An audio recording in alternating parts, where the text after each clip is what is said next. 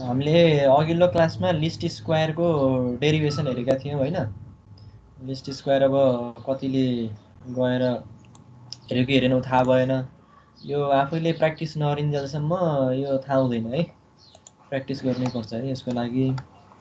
अब आज हामी यो त कस्तो छ भन्दाखेरि यो चाहिँ इक्वल वेट भएको अवस्थामा, अब वेट भनेको के हो आज हामी पढ्छौँ है।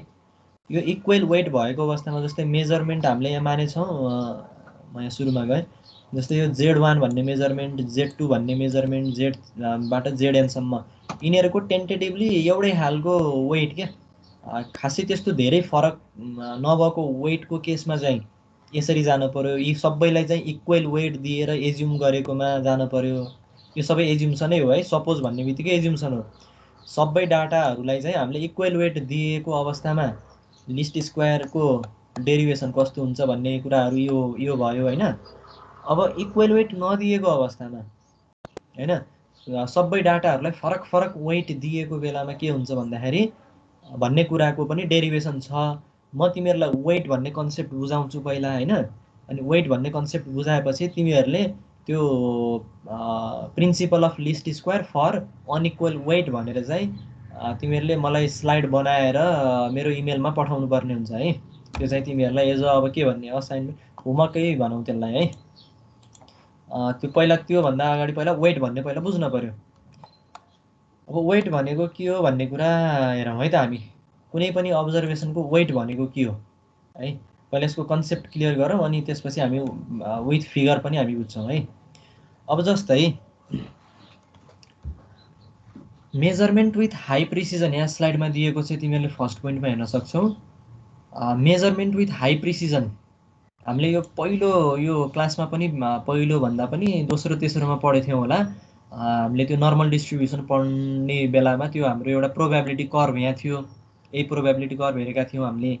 यो प्रोबेबिलिटी कर्भ जति माथिसम्म जान्छ नि भन्नुको अर्थ यो जति ठुलो हुन्छ यो उति नै हाम्रो प्रिसाइज हुन्छ भनेर भनेका थियौँ। यो normal distribution curve probability curve यो जति फ्ल्याटर हुन्छ त्यति नै त्यो प्रिसाइज हुँदैन हैन। यो एकदम हाई हुनु भनेको चाहिँ यो ठुलो हुनु भनेको प्रिसाइज हुनु हो हैन। अनि यो फ्ल्याटर हुनु भनेको यो लेस प्रिसाइज हुनु हो हैन। अब यसको मतलब के हो भन्दाखेरि हाई प्रिसाइजको मतलब के हो हामीलाई थाहा छ, स्मल भेरिएन्स है। अब हामीले त स्ट्यान्डर्ड डेभिएसन भनेर पढेको थियौँ, यसमा भेरिएन्स भन्दा पनि केही हुँदैन। किन भन्दाखेरि स्ट्यान्डर्ड डेभिएसन भनेको भेरिएन्सकै स्क्वायर रुट त हो नि हैन। त्यही भएर नर्मल्ली हामीले भेरिएन्स भने पनि हुन्छ, स्मल भेरिएन्स भने पनि हुन्छ, स्मल स्ट्यान्डर्ड डेभिएसन भने पनि हुन्छ। किन भन्दाखेरि भेरिएन्स भनेको चाहिँ स्ट्यान्डर्ड डेभिएसनकै स्क्वायर हो, अथवा स्ट्यान्डर्ड डेभिएसन भनेको भेरिएन्सलाई स्क्वायर रुट गर्यो भने आउने एउटा क्वान्टिटी हो।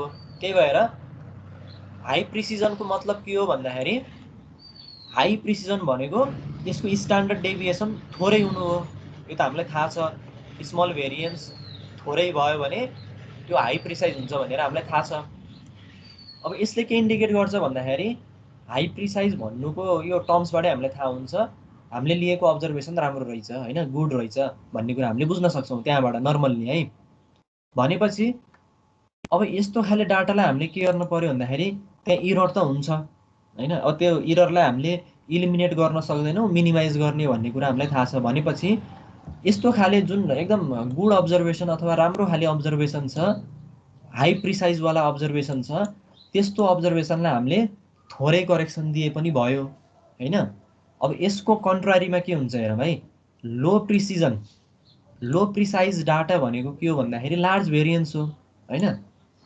लो प्रिसाइज भन्ने बित्तिकै यो चाहिँ एकदम फ्ल्याटर हुने, यसरी आएर यसरी जाने भनेको फ्ल्याटर हुने यस्तो खाले डाटाहरूमा के हुन्छ भन्दाखेरि लार्ज भेरिएन्स भयो, स्ट्यान्डर्ड डेभिएसन धेरै हुन्छ अथवा भेरिएन्स धेरै हुन्छ। त्यो भन्नुको अर्थ के हो भन्दाखेरि भेरिएन्स जति धेरै भयो, जति ठुलो भयो त्यो अब्जर्भेसन एकदम नराम्रो हो भन्ने बुझ्न पर्यो। किन भन्दा त्यसले लो प्रिसिजनलाई इन्डिकेट गर्छ। भनेपछि यस्तो लो प्रिसाइजवाला डाटाहरूलाई हामीले के गर्नु पर्यो भन्दाखेरि करेक्सन धेरै लगाउनु पर्यो हैन। एकदम हाइली प्रिसाइज डाटालाई करेक्सन थोरै लगाए पनि भयो हैन। तर एकदम लार्ज भनौँ न यो लार्ज भेरिएसन भयो के अरे लार्ज भेरिएन्स भएको डाटाहरूलाई हामीले धेरै करेक्सन लगाउनु पर्यो। पहिला यी दुईटा कन्सेप्ट क्लियर हुनु पर्यो है। अनि अब यसपछि यो वेट भन्नाले के हो त? पहिला यी कुरा त बुझ्यो होइन। हाई प्रिसाइजलाई हामीले हाई प्रिसाइजवाला डाटालाई थोरै करेक्सन दिए पनि भयो, किन भन्दाखेरि त्यो गुड अब्जर्भेसन हो। गुड अब्जर्भेसन भन्ने बित्तिकै हाम्रो लगभग यो मिन अथवा यो भनौँ न सेन्ट्रल भ्याल्युको नजिकै हुन जान्छ। यो सेन्ट्रल भ्याल्युको नजिकै भएपछि यसलाई थोरै करेक्सन दिए पनि हुन्छ होइन। तर यो एकदम टाढा हुने, यहाँबाट एकदम टाढा हुने डाटा भनेको त लो प्रिसाइजको हो होइन। त्यस्तो डाटालाई के गर्न पर्यो भन्दाखेरि हामीले धेरै करेक्सन लगाउनु पर्यो। यो फिगरबाट हामीलाई नर्मल्ली थाहा हुने कुरा हो। अब यो वेट भन्नाले कस्तो भन्दाखेरि वेट भनेको कस्तो भन्दाखेरि मेजर अफ अब्जर्भेसन, एउटा कुनै अब्जर्भेसनको मेजरमेन्टै हो होइन। कस्तो खाले मेजरमेन्ट भन्दाखेरि relative worth compare to other observation क्या। अरू अब्जर्भेसनको तुलनामा त्यो कति धेरै छ भन्ने कुरा क्या। जस्तै वेट भन्नाले तिमीहरूले कुनै मान्छेको दुईजना बिचको कम्पेयर गर्दाखेरि एउटाको वेट मानौँ 80 केजी छ, अर्कोको वेट मानौँ 60 केजी छ भने अब वेट हामीले यहाँ डिफाइन गर्दाखेरि कम्पेरिजन हुनैपर्छ। कुनै एउटा सिङ्गल अब्जर्भेसनको वेट आफैमा इन्डिपेन्डेन्ट हुँदैन, त्यो डिपेन्ड अपन एनदर अब्जर्भेसन होइन। अरू अब्जर्भेसन कस्तो छ भन्ने कुरामा डिपेन्ड हुन्छ वेट। अब जस्तै मानौँ 80, एकजनाको 80 केजी छ, अर्कोको 60 केजी छ भनेपछि तिनीहरूको डिफ्रेन्स 20 भयो होइन। भनेपछि यहाँ क्वान्टिटी के भयो भन्दाखेरि 80 केजी हुने मान्छे चाहिँ भनौँ न त्यो 60मा चाहिँ +20 गऱ्यो भने 80 हुने भयो, बराबर हुने भयो। भनेपछि वेट डिफाइन गर्दाखेरि कतिले डिफ्रेन्स छ होइन, एउटाको वेट अर्कोको तुलनामा तिनीहरूको बिचको डिफ्रेन्स कति छ, त्यसले चाहिँ हामीले त्यसरी चाहिँ हामीले वेट डिफाइन गर्छौँ होइन। अब त्यो यो भनिराख्दाखेरि अब वेट र हाम्रो प्रिसिजनको रिलेसन गर्नुपर्ने हुन्छ। प्रिसिजन र वेट अब कसरी रिलेट गर्ने त नि? वेट भनेको त हामीलाई थाहा भयो। जस्तै मानौँ न यो हाम्रो फिगर छ यहाँ होइन। यो फिगरमा एकदम प्रिसाइजवाला कोअर्डिनेट डाटा भनौँ, कोअर्डिनेट नभनौँ, मैले एकदम प्रिसाइजवाला डाटा भन्नाले मानौँ कुनै एउटा यो मैले माउस यहाँ देखाएको छु, यहाँ छ मानौँ है, यहाँ छ। अर्को एउटा डाटा चाहिँ यहाँ छ, छेउतिर छ। यसको स्ट्यान्डर्ड डेभिएसन अथवा सेन्टरबाट यो धेरै टाढा छ। यो यहाँ भएको डाटा चाहिँ सेन्टरबाट एकदम नजिक छ भनेपछि यसले पाउने करेक्सन थोरै हुन पर्यो। त्यो त हामीलाई अघिल्लो स्लाइडबाट थाहा भयो। यसले पाउने करेक्सन हामीलाई धेरै हुन पर्यो, यो कुरा भयो है। अब वेटको कुरा कस्तो भन्दाखेरि यो सेन्ट्रल भ्याल्युबाट कति टाढा छ भन्नुको मतलब यो यसको कुनै एउटा पर्टिकुलर एउटा भ्याल्यु होला, क्वान्टिटी होला होइन। मानौँ यो सेन्ट्रल भ्याल्यु मानौँ 500 थियो होइन, जस्ट सपोजको लागि यो 500 थियो। अब यसको नजिक भनेपछि हाइली प्रिसाइज भनेपछि यसको नजिक भनेपछि मानौँ यो 400 होला होइन। मानौँ let us suppose this data is 400 किन भन्दा सेन्ट्रल भ्याल्युसँग नजिक छ। तर अब यो डाटा यहाँ भएको डाटा मानौँ यो त धेरै टाढा छ सेन्ट्रल भ्याल्युबाट, मानौँ दिस इज 100 होइन। भनेपछि अब यिनीहरूको वेट हामीले डिफाइन गर्दाखेरि कसरी डिफाइन गर्नु पर्यो भन्दाखेरि यहाँ भएको डाटा र यहाँ भएको डाटाको वेटलाई कसरी डिफाइन गर्ने भन्दाखेरि यसको क्वान्टिटी कति छ त्यो क्वान्टिटीलाई हेरेर यो चाहिँ 100 छ, यहाँ भएको 400 छ भनेपछि यो त 4 टाइम्सै बढी रहेछ होइन। यसको वेट यो यहाँ भएको डाटाको 4 टाइम्स बढी भयो क्या। भनेको मतलब यो 100लाई तिमीले 4ले मल्टिप्लाई गर्यो भने बल्ल यसको टोटल क्वान्टिटी आउने भयो, भ्याल्यु आउने भयो होइन। यो भनेको 4ले चाहिँ यिनीहरूको वेटलाई डिफाइन गर्ने भयो। 4ले यसलाई मल्टिप्लाई गर्यो भने यसको डाटा आउने भयो। अनि यहाँ भएको यो 400 भन्ने डाटालाई तिमीले 4ले डिभाइड गर्यो भने यो 100 भन्ने आउने भयो। यसरी कम्पेरिजन बेसिसमा हामीले कुनै पनि डाटालाई स्टडी गर्छौँ भने त्यो कम्पेरिजन बेसिसले हामीलाई वेट दिन्छ, तिनीहरूको वेटेज कति छ भन्ने कुरा डिफाइन गर्न हामीलाई सकिन्छ है। यो दुईटा कुरा भयो है। अब यहाँबाट अब यहाँ हेर है, अब यहाँबाट हामीले के बुझ्नुपर्छ भन्दाखेरि यो पोइन्टमा हेर्न सक्छौ तिमीहरूले, मोर प्रिसाइज एन्ड अब्जर्भेसन, जति प्रिसाइज हुन्छ कुनै पनि डाटा त्यसको वेट धेरै नै हुन्छ। मैले एक्जाम्पल दिइहालेँ। जति प्रिसाइज हुन्छ भन्नुको अर्थ यो सेन्ट्रल भ्याल्युबाट जति नजिक हुन्छ होइन, जति नजिक हुन्छ त्यति नै यसको वेट के भयो अरूको तुलनामा, यो सेन्ट्रल भ्याल्युभन्दा टाढा भएका भ्याल्युहरूको तुलनामा यसको वेट धेरै नै हुने भयो। यहाँ 100 थियो, यहाँ 400 थियो भनेपछि त वेट त यसको अभियसली धेरै भयो, त्यहाँबाटै थाहा भयो हामीलाई। अब लेस प्रिसाइज हुनेको वेट थोरै हुने भयो, 400 को तुलनामा 100 त थोरै हो क्वान्टिटी बेसिसमा हामीले हेऱ्यौँ भने। अनि त्यसलाई टाइम्सको रेस्पेक्टमा हेऱ्यौँ भने यो 400 भन्दा यो 100 चाहिँ 4 गुणा कम छ, 4 times less than this quantity भनेर यसरी चाहिँ लो प्रिसाइजको लागि वेट थोरै हुने भयो हैन, हाई प्रिसाइजको लागि वेट के हुने भयो, धेरै हुने भयो। अब यहाँबाट अर्को एउटा पोइन्ट पनि हामीले के कुरा त्यही हो है, स्मलर भेरिएन्सको लागि के भयो, हायर वेट हुने भयो, कुरा त्यही हो। स्मलर भेरिएन्स भनेको के हो, यो सेन्ट्रल भ्याल्युबाट यो 400 भन्ने डाटा कति टाढा छ त्यसले त्यही डिस्टेन्स भनेको भेरिएन्स त हो नि हामीलाई हैन। त्यो डाटाको लागि भेरिएन्स भनेको यो सेन्ट्रल भ्याल्युबाट यो डाटासम्मको डिस्टेन्स कति छ, थोरै छ भनेपछि स्मलर भेरिएन्स भएको खण्डमा के भयो भन्दाखेरि यसको वेट धेरै छ भन्ने कुरा बुझ्न पर्यो है। अब यो रिलेसन थाहा हुने बित्तिकै के भयो भन्दाखेरि weight are inversely proportional to variance. अब वेट र भेरिएन्सको डाइरेक्ट रिलेसन हामीलाई यहाँबाट थाहा भयो, यो त थाहा भयो हामीलाई हैन। अब यहाँबाट के हुन्छ भन्दाखेरि तिमीहरूले लिस्ट स्क्वायरको प्रिन्सिपल हामीले इक्वल वेटको लागि डिफाइन गर्न सक्यौँ हैन, इक्वल वेटलाई हामीले डिफाइन गर्न सक्यौँ। अब अनइक्वल वेट भएको केसमा जस्तै यी यस्ता खाले डाटाहरूमा चाहिँ हामीले अब यो 400 छ, यहाँ 100 छ, यहाँ 300 होला, यहाँ 200 होला, यस्तो डाटालाई हामीले लिस्ट स्क्वायर तरिकाले सल्भ गर्दाखेरि वेटको कन्सेप्ट पनि ल्याउन पर्यो हैन। यसको वेट मानौँ W1, यसको वेट मानौँ W2, यसको मानौँ W3, यसरी हामीले इन्टिग्रेट गर्छौँ। अब यस्तो वेटहरू प्रत्येक डाटाहरूमा असाइन गर्दाखेरि हामीले कसरी डिराइभ गर्ने लिस्ट स्क्वायर भन्ने त्यो चाहिँ क्वेसन हो है तिमीहरूलाई। यो रिलेसन आयो, यो रिलेसन आउने बित्तिकै तिमीहरूले त्यो चाहिँ गर्न सजिलो छ। म त्यसको लागि हिन्ट पनि दिन्छु कसरी गर्ने भनेर है। जस्तै तिमीहरूले यो लिस्ट स्क्वायरको हामीले यहाँ डेरिभेसन गरेका थियौँ, त्यति बेला एउटा हामीले एज्युम गरेका थियौँ के भन्ने कन्स्ट्यान्ट र एच भन्ने कन्स्ट्यान्ट है। अब के भन्ने एच भन्ने कन्स्ट्यान्टमा हेरौँ, यहाँ हेर, यो एच भनेको त कुनै एउटा क्वान्टिटी हो 1/σ√2। यो सिग्मा भनेको के हो, स्ट्यान्डर्ड डेभिएसन हैन, स्ट्यान्डर्ड डेभिएसन हो यो। अथवा यसलाई स्क्वायर गऱ्यौँ भने के हुने भयो, भेरिएन्स हुने भयो हैन, त्यसमा कन्फ्युजन छैन हैन। अब हेर, जति थोरै स्ट्यान्डर्ड डेभिएसन हुन्छ, जति थोरै स्ट्यान्डर्ड डेभिएसन हुन्छ यो रिलेसनले के देखाउँछ, 1/√π भनेको त कन्स्ट्यान्ट भयो। जति थोरै स्ट्यान्डर्ड डेभिएसन हुन्छ यसको मतलब के हो, त्यो डाटा त्यति नै प्रिसाइज छ भन्ने कुरा बुझ्न पर्यो। हामीले वेटको कुरा पढ्यौँ, त्यहाँबाट त्यो रिलेसन आयो।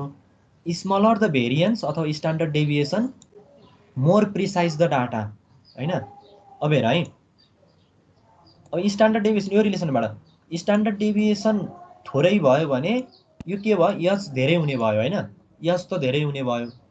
यो अहिले अब यचलाई चाहिँ छोडिदियो, मानौँ अहिले यच हामीसँग छैन। स्ट्यान्डर्ड डेभिएसन थोरै हुनु भनेको के हो, त्यो मोर प्रिसाइज हुनु हो। मोर प्रिसाइज हुनुको अर्थ के हो, त्यसको धेरै वेट छ भन्ने कुरा हो हैन। अब वेटसँग रिलेट गर्दैन क्या स्ट्यान्डर्ड डेभिएसनलाई। स्ट्यान्डर्ड डेभिएसन थोरै हुनु भनेको that data has more weight हैन, मोर वेट हो नि त।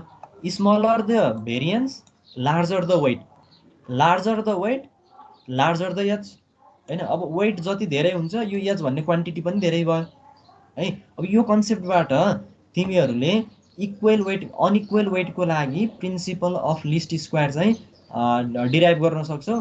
यसको लागि म तिमीहरूलाई त्यो सर्टेन त्यो यसको हिन्ट हैन म तिमीहरूलाई त्यो फाइलमा पनि अपलोड गरिदिउँला यो क्लास भइसकेपछि।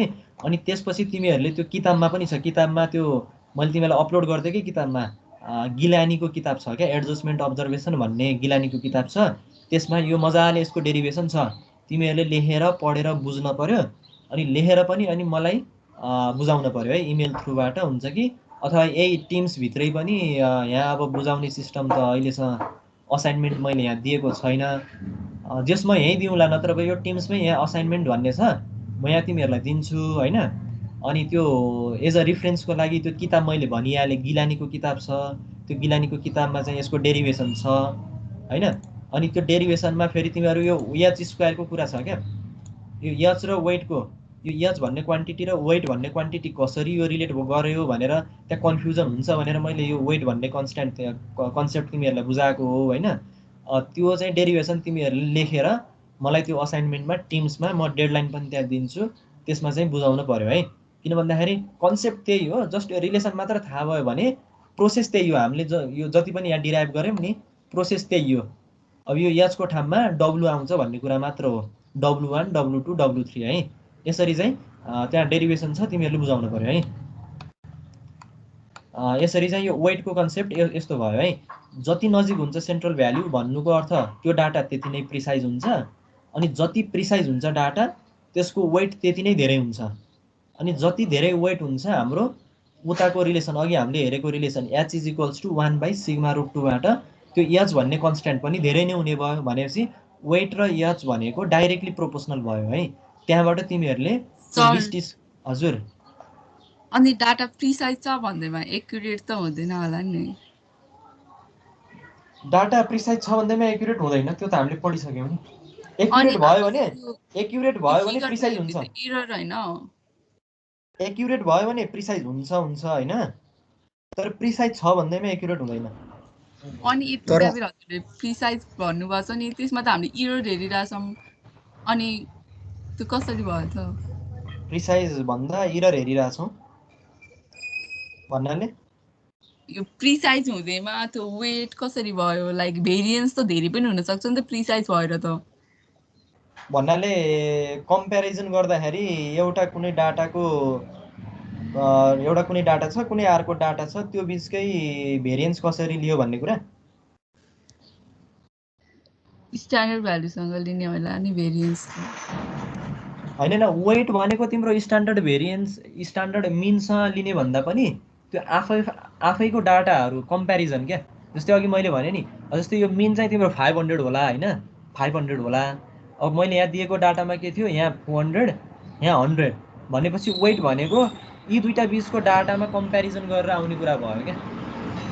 कतिको डिफ्रेन्स छ यिनीहरू, कति टाइम्स हाम्रो यो डाटा भन्दा यो डाटा कति धेरै छ हैन। यो 100 भयो भने यो चाहिँ 4 टाइम्स धेरै छ। यसरी यहाँ त थुप्रै डाटाहरू हुन्छ। अब एक आपसको वेटलाई चाहिँ हामीले डिफाइन गर्ने भयो क्या। अब हामीले स्ट्यान्डर्डको लागि तिम्रो अब स्ट्यान्डर्ड भ्याल्यु चाहिँ हामीसँग 500 छ भने द्याट्स ओके, 500लाई कम्पेयर गरेर पनि गर्न सक्यौँ। किन भन्दा 500 पनि एउटा डाटा त हो नि, आखिरी मोस्ट प्रोबेबल भ्याल्यु त हो नि। मैले त्यहाँ जस्ट एक्जाम्पल दिनलाई तिमीहरूलाई यहाँ एउटा 400 छ, यहाँ एउटा 100 छ भनेर दिएँ हैन। यहाँ त दुईटा मात्र डाटा हुँदैन, यहाँ त हजारौँ तिम्रो जति तिम्रो लार्ज एउटा सिस्टम छ भने त यहाँ त भनौँ न 500 600 700 हैन 1000सम्म जान सक्छ डाटा। त्यस्तो अवस्थामा कुनै दुईटा बिचको वेटलाई तिमीले स्टडी गर्न छ भने त्यो इन्डिभिजुअल दुईटा वेटको पनि स्टडी गर्न सक्यौ। जस्तै यहाँ 400 र 100 हैन, एउटा स्ट्यान्डर्ड भ्याल्युसँगलाई रिफरेन्स मानेर हामी वेट हेरौँ न त भन्यो भने त्यो पनि सक्यौ। त्यो मिल्दैन भने हैन मैले, त्यो त प्रत्येक इन्डिभिजुअल डाटाको पनि तिमीले हजुर आमा लाइक यहाँ लेखेको छ नि smaller the variance the higher the weight भनेर। अनि प्रिसाइज भ्यालुमा चाहिँ स्मलर नै भेरिएन्स हुन्छ भन्ने त छैन नि त, भेरिएन्स त धेरै पनि हुनसक्छ होइन, थोरै हुन्छ भन्नाले। एकचोटि भन त फेरि, तिमीले भनेको अलिक बुझिन कि मैले। भेरिएन्स चाहिँ हामीले यसमा हेर्ने चाहिँ दुईटा डाटाबेसको हो। भेरिएन्स मैले भने नि इन्डिभिजुअल डाटाको पनि हेर्न सक्यौ होइन। अब हाम्रो त मिन भनेर यहाँ एउटा 500 दिएको छ, यहाँ त लार्ज सिस्टममा यहाँ त हजारवटा पनि डाटा हुनसक्छ। त्यस्तो केसमा चाहिँ कुनै एउटा स्ट्यान्डर्ड मिनलाई लिएर भनौँ न सेन्ट्रल भ्याल्यु 500 लिएर स्टडी गरौँ भने पनि सकियो क्या। भेरिएन्स भनेको त तिम्रो सेन्ट्रल भ्याल्युबाट कति टाढा छ भन्ने कुरा हो नि त, न कि 400बाट टाढा छ। 500बाट त्यो 400 कति टाढा छ त्यो हो नि त स्ट्यान्डर्ड के अरे स्ट्यान्डर्ड भेरिएन्स भनेको अथवा स्ट्यान्डर्ड डेभिएसन भनेको। अनि त्यही भने भेरिएन्स त अब प्रिसाइज भ्यालु छ, लाइक एउटा स्ट्यान्डर्ड भ्यालु चाहिँ 2 छ, हाम्रो भ्यालु चाहिँ प्रिसाइज नै आइरहेछ लेकिन बट 20 आइरहेछ कि, एकदम डिफ्रेन्स त धेरै भयो नि भेरिएन्स त। भेरिएन्स हाम्रो सेन्ट्रल भ्याल्यु 2 छ, मिन 2 छ भन्यो, हाम्रो आएको डाटाहरू 20 छ भन्यो होइन, ठिक छ। अनि त्यसमा त भेरिएन्स त धेरै भयो नि, लाइक त्यो भ्यालु प्रिसाइज भयो भने भेरिएन्स त धेरै हुन सक्छ नि त। भेरिएन्स धेरै भयो, त्यसको कम्पेरिजनमा त यस्तो हो नि त। ल कुनै डाटाहरू 20मा आयो होइन, कुनै हामीले लिएको डाटा 20को डिफ्रेन्समा आयो, तिमीले त त्यहाँ एउटा मात्र डाटा लिनु नि त, त्यहाँ त अरू पनि डाटा लिन्छौ। कुनै मानौँ अर्को डाटा 40मा आयो, कुनै अर्को डाटा 35मा आयो भनेपछि सेन्ट्रल भ्याल्युलाई हामीले रिफरेन्स लिएर त्यो 20 को 20 र 40 लाई हेर्ने हो। अब 20 र 40 लाई हेर्दाखेरि के भयो भन्दाखेरि 20 भनेको चाहिँ तिम्रो थोरै डिफरेन्स भयो हैन, 40 भनेको त लार्ज डिफरेन्स भयो, भेरिएन्स धेरै टाढा भयो त्यो डाटा। भनेपछि कम्पेरिजनमा हेर्दा 10 पनि त आउन सक्छ नि। हजुर 2 बाट के भन्यो? 10 पनि त भ्यालु आउन सक्छ नि, एउटा भ्यालु 10 आयो अनि 10 पनि आउन सक्छ। भनेपछि 10 अझै मोर प्रिसाइज भयो 20 भन्दा। भनेपछि 10 को वेट धेरै भयो क्या, 20 को भन्दा 10 को वेट धेरै भयो। 10 त मोर एक्युरेट भयो नि, प्रिसाइज भयो र 2 को नजिक आयो नि त। हाम्रो त तिमीले मिन त 2 भनेर मानिछौ, मोर ट्रु भ्याल्यु त ट्रु भ्याल्यु नभनौ मोस्ट प्रोबेबल भ्याल्यु 2 भनेर मानेका छौ तिमीले। भनेपछि त 2 को नजिक त 10 छ कि 20 छ भन त? 10 छ। 10 हुन्छ। भनेपछि 20 भन्दा 10 नजिक भयो नि त 2 सँग हैन? अनि त्यही भएर चाहिँ एक्युरेट भयो त्यो 20 भन्दा चाहिँ, प्रिसाइज त भएन नि त त्यसरी। एक्युरेट त भएन के भन्नाले कम्पेरिजनमा एक्युरेट भयो, एक्युरेट भ्याल्यु आफैमा त्यो होइन। मैले यहाँ भन्न खोजेको के हो भन्दाखेरि जस्तै 10 आयो भनेको होइन, ल द्याट्स ओके, मैले माने कुनै एउटा डाटा 10 आयो, अर्को 20 आयो है। अब त्यो सेन्ट्रल हाम्रो मोस्ट प्रोबेबल भ्याल्यु 2 भनेर मानेका छौँ, अथवा मिन पनि भन है, तिमीले सिम्पली मिन पनि भन्न सक्छौ। मिन भनेर हामीले 2 मानेका छौँ। भनेपछि अब यो 2 लाई रिफरेन्स मानेर हामीले 10 भन्ने डाटा र 20 भन्ने डाटालाई हेरौँ एकचोटि, अरूलाई छोडिदिउँ है। 10 भन्ने डाटालाई हेर्दाखेरि त्यसको सेपरेसन थोरै हुने भयो। सेपरेसन थोरै हुनु भनेको अर्थ के हो भन्दाखेरि हाम्रो 2 बाट त्यो नजिक छ भन्ने अर्थ बुझ्न सकिन्छ 20 भन्दा है। भनेपछि त्यसको वेट धेरै हुने भयो के, 20 को भन्दा 10 को वेट धेरै हुने भयो हैन। त्यसलाई त्यो 10 भन्नेलाई थोरै करेक्सन लगाए पनि भयो, तर 20 लाई चाहिँ धेरै करेक्सन लगाउन पर्यो भन्ने कुरा हो क्या। यहाँ कन्फ्युजन त भन्नाले एक्युरेट कसरी के भन्न खोजेको तिमीले? बुझ्दै बुझिनँ मैले।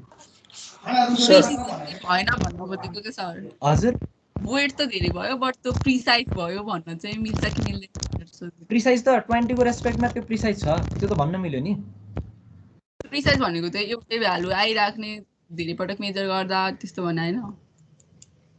प्रिसाइज भन्नाले यस्तो तिम्रो सेन्ट्रल भ्याल्यु अथवा मोस्ट प्रोबेबल भ्याल्युबाट जति पनि टाढा होस् हैन, मानौँ भनौँ न तिमीले ल 5 वटा डाटा लियौ है, कुनै एउटा टेप मेजरमेन्टको 5 वटा डाटा लियौ हैन।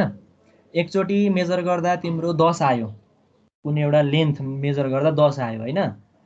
अर्कोचोटि मेजर गर्दा 10.2 आयो, 10.2 आयो। अर्कोचोटि मेजर गर्दा 10.1 आयो। भनेपछि मैले 3टा मात्र भने क्या, ल ठिक छ, हामीले 3टा डाटा लियौँ, एउटा 10 आयो, एउटा 10.1 आयो, एउटा 10.2 आयो। भनेपछि ती डाटाहरू के भयो भन्दाखेरि आफैमा प्रिसाइज भयो क्या। अब त्यसको मोस्ट प्रोबेबल भ्याल्यु कसरी थाहा पाउने भन्दाखेरि सिम्पली हामीले कुनै एउटा इन्डिपेन्डेन्ट मेजरमेन्ट छ भने त सिम्पली तिनीहरूको मिन लिएर लिए भयो हैन। मिन भनेको कति आउँछ त भन्दाखेरि ती सबैलाई जोडेर डिभाइड बाइ 3 गर्दा त 10.1 आउँछ हैन। भनेपछि 10.1 भनेको तिम्रो मिन मोस्ट प्रोबेबल भ्याल्युको रूपमा जाने भयो। अनि 10.2 र 10.3 भनेको त्यसको साइडमा चाहिँ हुने भयो क्या। ती डाटा आफैमा प्रिसाइज भए हैन।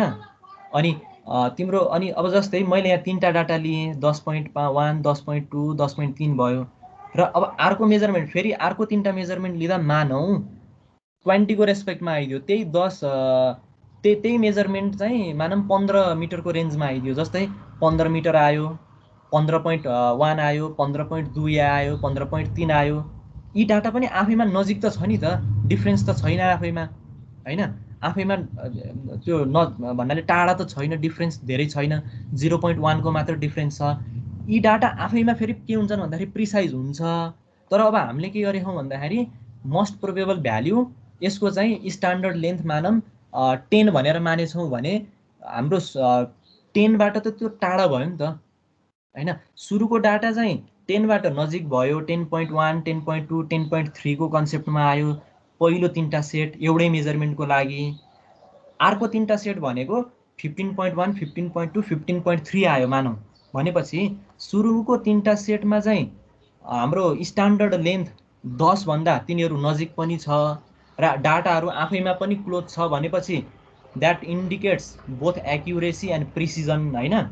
अब 15 को केसमा अर्को सेट मेजरमेन्टमा हेर्दाखेरि 15.1 15.2 15.3 आयो भनेपछि यी तीनटा डाटालाई इन्डिभिजुअल हेर्दाखेरि यिनीहरू प्रिसाइज त छ, किन भन्दाखेरि तिनीहरूको डिफ्रेन्स धेरै छैन एक आपसमा, तर बट स्टिल हाम्रो स्ट्यान्डर्ड लेन्थ भन्दा त त्यो धेरै टाढा भयो नि त, 5 मिटरको डिफ्रेन्समा आयो भनेपछि त्यो चाहिँ एक्युरेट भएन। अब यो केसमा हेर है, यही केसमा मैले वेट जोड दिएँ मैले।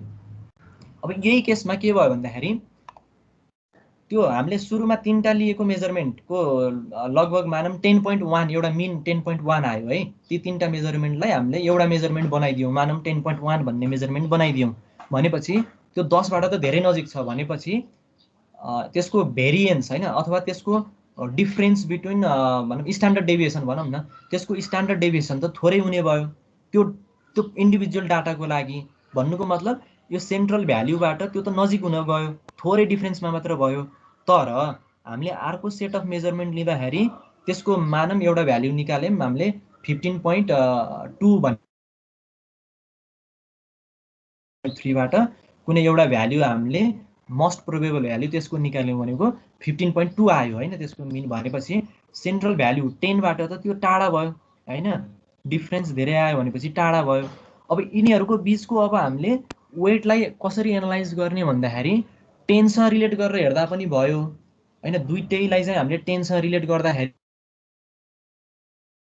तिनीहरूको प्रोपोर्सन क्या रेसियो कति आएको छ, अनि अर्को 15.2 र 10 को रेसियो त्यो बीचको हेरे पनि हामीलाई वेटको कन्सेप्ट थाहा हुने भयो हैन।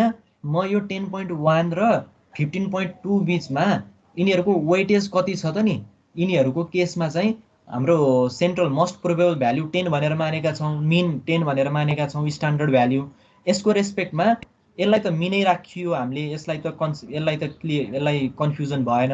तर अब इन्डिभिजुअल डाटा हेर्दाखेरि पनि यिनीहरूको डिफरेन्स कति छ, कुन चाहिँ हाम्रो स्ट्यान्डर्ड भ्याल्युबाट धेरै नजिक छ, त्यो कन्सेप्टमा चाहिँ वेट कति छ भन्ने कुरा चाहिँ हामीले हेर्नुपर्ने हुन्छ। अब यो केसमा अभियसली 10.1 भन्ने डाटाको वेट धेरै हुने भयो क्या, त्यो क्वान्टिटीमा थोरै भए पनि हैन, क्वान्टिटीमा थोरै, यसमा कन्फ्युज नहुने, फेरि क्वान्टिटीमा थोरै भए पनि तर हाम्रो स्ट्यान्डर्ड भ्याल्युबाट त त्यो धेरै नजिक छ भनेपछि यसको वेट धेरै हुने भयो हैन। तर यो 15.2 को वेट थोरै हुने भयो, किन, यो धेरै टाढा छ भनेपछि यो 10.1 मा हामीले करेक्सन लगाउँदा थोरै करेक्सन लगाए पनि हुने भयो। हाम्रो टोटल इरर आउँछ नि त योबाट, त्यो टोटल इररलाई चाहिँ हामीले डिस्ट्रिब्युट गर्दाखेरि यो 10.1 भन्ने डाटालाई थोरै करेक्सन लगाए भयो हैन, तर 15.2 लाई धेरै करेक्सन लगाउन पर्यो, किन भन्दा यसलाई त हामीले रेसिड्युल सकेसम्म मिनिमम बनाउने हो हैन। त्यो भएर वेट र करेक्सनको कुरा चाहिँ यसरी बुझ्न पर्यो क्या। मैले यत्रो लामो भने, अब कति बुझ्यो बुझिन भाइ? सर हजुर सर भएन के, त्यो तपाईले भनेको नै बुझेन मैले भन्न खोजेको चाहिँ। ल भन त, ल फेरि एकचोटि। ल एउटा भ्यालु चाहिँ हजुरको 10.1 आयो, त्यो त एकदम ल स्ट्यान्डर्ड भ्यालु 10 छ, एउटा भ्यालु 10.1 आयो, एउटा 11 आयो, एउटा 12 आयो है। Okay, like they are not precise आफुमै। हजुर। अनि अर्को सेटमा चाहिँ 15.1 15.2 15.3 आयो, तिनीहरू चाहिँ प्रिसाइज छ। अब तिन दुईटा मध्ये अब एउटा खास मोर एक्युरेट भ्यालु त 10.1 भयो नि। मोर एक्युरेट किन, स्ट्यान्डर्ड लेन्थ हाम्रो मिन चाहिँ 10 छ भनेपछि 10.1 नै भयो। ओके, अनि अब यसमा चाहिँ वेट कसको धेरै वेट भयो त? तपाईको यहाँ दुईटा पोइन्ट्स छ, एउटामा चाहिँ more precise in observation higher is weight भनिन्छ, अर्कोमा चाहिँ smaller the variance higher is weight भनिन्छ। त्यसमा वेट 10.1 को हुने भयो क्या, 10.1 कै वेट धेरै हुने भयो, किन भन्दाखेरि मोस्ट प्रोबेबल हाम्रो स्ट्यान्डर्ड लेन्थ हामीले त्यसको स्ट्यान्डर्ड लेन्थ तिमीले मेजर गर्ने अथवा त्यसको मोस्ट प्रोबेबल भ्याल्यु त 10 नै छ नि त, हामीसँग 15 सँग मतलब भएन क्या। त्यो 15 भनेको त कुनै एउटा इन्डिभिजुअल डाटा हो, त्यो तिमीले मेजर गर्दाखेरि इरर आयो त्यसमा धेरै, प्रिसाइज त भयो हैन, प्रिसाइज त भयो तर इरर धेरै आयो नि त। 5 मिटरको इररमा तिमीले 10 मिटरको साइडलाई 15 मिटर भनेर नाप्यो भने त त्यहाँ तिम्रो इन्डिभिजुअल फल्ट छ भन्ने कुरा बुझियो हैन। त्यसले त के टिकट गर्छ भन्दाखेरि त्यो डाटा पर्खेन, त्यो डाटा आफैमा प्रिसाइज छ तर इरर धेरै भयो क्या। अब यसमा अब वेटको कुरा तिमीले जोड्न खोजेको होला हैन। अब वेटको कुरा कसरी हेर्न पर्यो भन्दाखेरि हाम्रो स्ट्यान्डर्ड लेन्थ 10 छ, त्यसमा त्यो डाउट भएन। एकचोटि मेजर गर्दाखेरि 10.1 आयो, यसलाई वेट धेरै दिन पर्यो हैन। अनि अर्को केसमा 15.2 त्यसको मिन भ्यालु 15.2 निकाल्यौँ हामीले मानौँ हैन, 15.2 निकाल्यो भनेपछि यसको वेट थोरै दिन पर्यो, किन भन्दा स्ट्यान्डर्ड लेन्थलाई हेर्दाखेरि यो त हाम्रो इरर हो नि त, धेरै इरर आएर पो 15 आयो नि। डाटा आफैमा प्रिसाइज छ भन्दैमा त्यसमा इरर थोरै हुन्छ भन्ने कुरा त भएन नि त। अनि अघि मैले भनेको कुरामा यसमा के फरक पायो ल भन त, ल भन त के छ? मैले अघि अर्कै भनेको थिएँ मैले, के हो? होइन भयो सर। अब वेटको कुरामा चाहिँ यसलाई यो धेरै वेटको भयो, यो चाहिँ थोरै वेटको भयो क्या यो केसमा, हामीले लिएको डाटाको केसमा। सर हजुर भन। यो वेट के त हामीले त्यो मोस्ट प्रोबेबल भ्यालुको सँग कम्पेयर गरेर लिने हो कि त्यो माथि लेखेको अनुसार त हामीले त्यो भ्यालुहरू बिच त्यो कम्पेयर गर्ने हो नि त हाम्रो अब्जर्भेसन बिच होइन? त्यही त मैले भन्दैछु नि, जस्तै त्यो सुन न, त्यो हो भने होइन, त्यो हो भने यदि हाम्रो त्यो प्रिसाइज छ डाटाहरू है, अनि प्रिसाइज छ भने त त्यो त देखि जो टाढा पनि हुनसक्छ होइन? अब हो यहाँ तिमीहरूले भन्न खोजेको यो होइन, यहाँ भन्न खोजेको मोर प्रिसाइज एन्ड अब्जर्भेसन यो कस्तो केसमा यहाँ भन्न खोजेको भन्दाखेरि बल्ल मैले यहाँ तिमीले भनेपछि ठ्याक्कै यहाँ पोइन्ट देखेँ। तिमीले भन्न खोजेको यो 15.1, 15.2, 15.3 मोर प्रिसाइज छ भनेपछि यसको वेट धेरै दिन पर्यो भन्ने कुरो त्यो तिमीहरूको कन्फ्युजन रहेछ। मैले बल्ल बुझेँ तिमीहरूले भन्न खोजेको यहाँ ठ्याक्कै है, कुरा त त्यही हो होइन।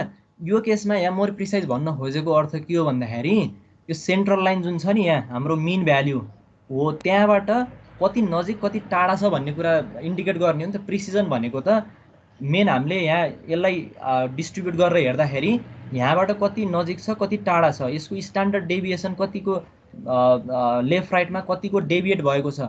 धेरै डेभिएट भयो भने चाहिँ तिम्रो के भयो भन्दाखेरि यो भ्याल्युहरूमा चाहिँ इरर धेरै छ, प्रिसाइज भए पनि इरर धेरै छ, आफैमा डाटा प्रिसाइज भए पनि इरर धेरै छ भन्ने बुझियो। तर यो केसमा यो कन्सेप्टमा यो लाइनमा भन्नु खोजेको के हो भन्दाखेरि तिम्रो सेन्ट्रल भ्याल्युबाट नजिक भएको डाटालाई एज अ प्रिसाइजको रूपमा लिएको छ क्या। मैले यहाँ ठ्याक्कै अहिले लाइन देखेँ, अघि बहिनीले भनेको कुरा पनि ठिकै हो, मैले यो लाइन यहाँ ठ्याक्कै अहिले लाइन यहाँ आँखा गएर मैले देखेँ होइन। तिमीले भनेको पनि ठिकै हो, 15.1, 15.2, 15.3 आफैमा प्रिसाइज हुँदा पनि यहाँ हायर वेट लेखेको छ, तर यसलाई वेट चाहिँ थोरै दिन पर्यो भन्ने कुरो भयो।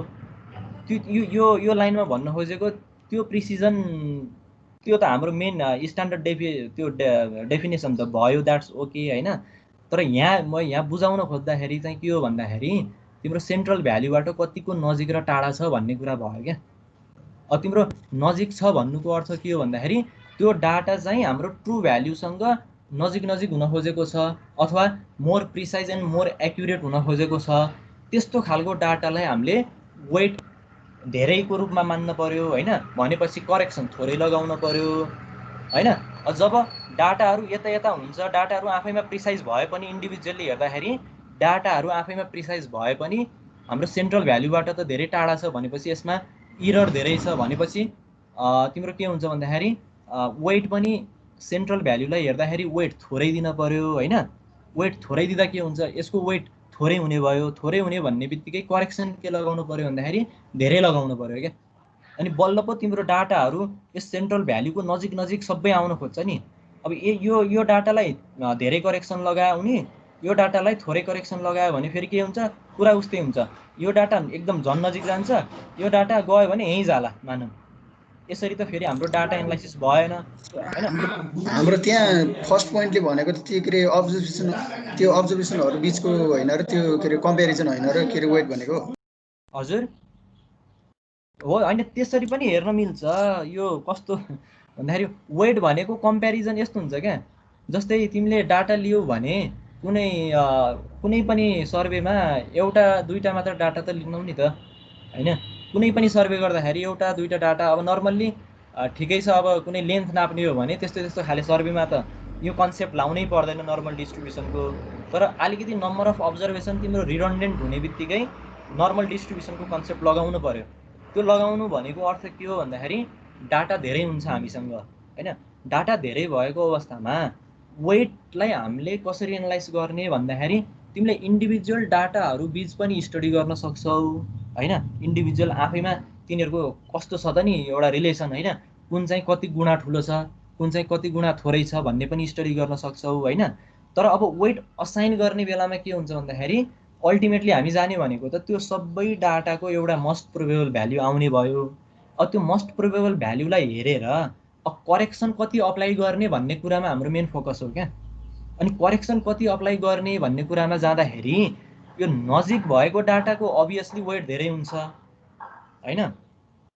टाढा भयो डाटाको चाहिँ अभियसली वेट हाई हुन्छ, के अरे थोरै हुन्छ। भनेपछि यो धेरै वेट भएकोलाई चाहिँ के गर्नु पर्यो, थोरै करेक्सन लगाउनु पर्यो होइन। अनि यो के भन्ने वेट थोरै हुने डाटालाई चाहिँ करेक्सन धेरै लगाउनु पर्यो, यसरी बुझ्नु पर्यो क्या। मेन भनेको यहाँ हाम्रो अन्तिममा जाने भनेको करेक्सन कुनलाई कति लगाउने भन्ने कुरा हो क्या। हामीले यहाँ वेटको कुरा गऱ्यौँ, वेटले अल्टिमेटली हामीलाई दिने भनेको how much correction should you apply to what data होइन। कस्तो खाले डाटालाई हामीले करेक्सन कति लगाउने, नजिक भएको डाटालाई धेरै करेक्सन लगाउने कि टाढा भएकोलाई, नजिक भनेको हाई वेट भएकोलाई धेरै लगाउने कि थोरै वेट भएकोलाई धेरै लगाउने भन्ने कन्सेप्ट हो क्या। जस्तै अघि बहिनीले भने जस्तै मानौँ यहाँ 10.1 नै छ, मानौँ यहाँ 15.2 छ यसको भ्याल्यु होइन। अब हाम्रो स्ट्यान्डर्ड एउटा मोस्ट प्रोबेबल भ्याल्यु 10 भनेर आएको छ।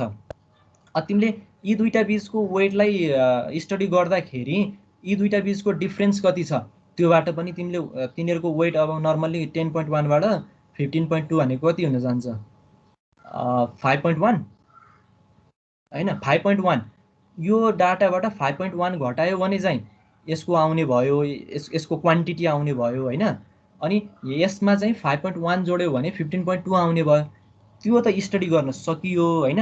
त्योबाट अल्टिमेटली हामीलाई के थाहा हुने भयो भन्दाखेरि स्ट्यान्डर्ड भ्यालु 10 छ भनेपछि यो 10.1 लाई हामीले थोरै करेक्सन दिन पर्यो, किन भन्दा यो स्ट्यान्डर्ड भ्यालुबाट नजिक छ। यो 15.2 भनेको तिम्रो टाढा छ स्ट्यान्डर्ड भ्यालुबाट भनेपछि यसलाई करेक्सन चाहिँ धेरै लगाउनु पर्यो। अब यो मोर प्रिसाइज एन्ड अब्जर्भेसन भन्नाले तिम्रो यो सेन्ट्रल भ्यालुबाट कतिको नजिक र टाढा छ भन्ने कुरा यहाँ यो वेट बुझ्दाखेरि यसरी बुझ क्या तिमीहरूले। न कि तिमीहरूको यहाँ भएको डाटा पनि प्रिसाइज हुन्छ भनेपछि यसलाई धेरै वेट दिन पर्यो भन्ने कुरा होइन कि। यो more precise and observation higher its weight भन्नाले यो वेटको कन्सेप्टमा तिमीहरूले कसरी बुझ्न पर्यो भन्दाखेरि यहाँबाट कतिको टाढा नजिक छ भन्ने कुरा भयो क्या है। भयो सर, बुझियो सर। त्यतिकै बुझ्यो भन्यो कि अब हैन सर, अहिले बुझियो। यस्तो सर यहाँ more accurate and question precision चाहिँ इरर भयो भने के गर्ने जस्तो भयो के सर। हजुर मोर एक्युरेट क्वेशन इरर भयो भने के गर्ने भन्ने क्लियर हुन्छ होला। एकजना बोल न, एकजना बोल त के भनेको यहाँनिर के सर, मोर प्रेसिज मात्रै नलेखेर more accurate and precise and observation higher its weight लेखेको अलिक क्लियर हुन्छ कि भनेर होइन। त्यो अब यस्तो हो, मैले यहाँ यो यसको नजिक भन्ने बित्तिकै के बुझ्नु पर्यो भन्दाखेरि अब अभियसली एक्युरेट त हुने भयो नि त यसको नजिक। अब जस्तै एउटा डाटा यहाँ छ, एउटा डाटा यहाँ छ भन्नुको अर्थ के हो, यो डाटा मोर एक्युरेट देन यो पनि भन्न मिलेन, त्यो त मिल्यो नि त होइन र। हो सर हो ल है ठिकै छ। अब कुरा यही हो होइन। अब मैले बुझाउन सकिनँ कि के हो होइन।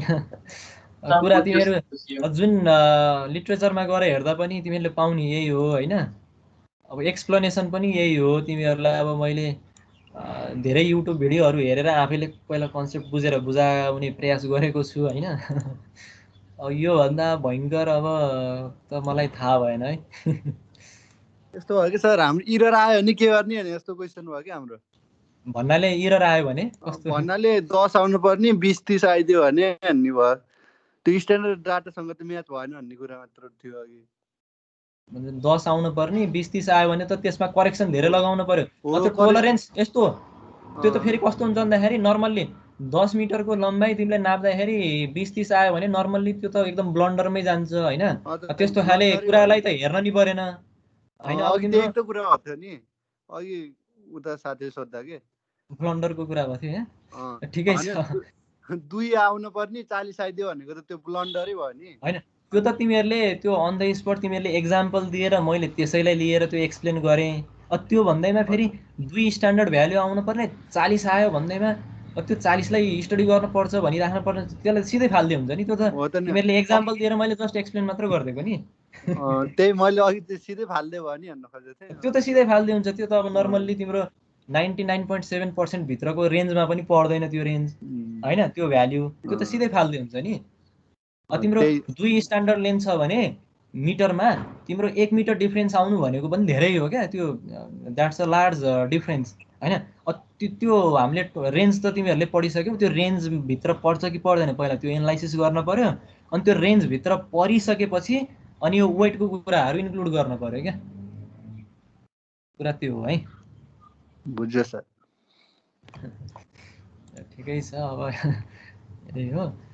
अब तिमीहरूले त्यो किताबमा पनि एकचोटि हेर है, त्यो गिलानीको किताबमा हेर, अरू युट्युब भिडियो पनि हेर्न सक्छौ होइन, सबै रिफरेन्स हेर्न सक्छौ, अझै मोर क्लियर हुन सक्छौ होला होइन।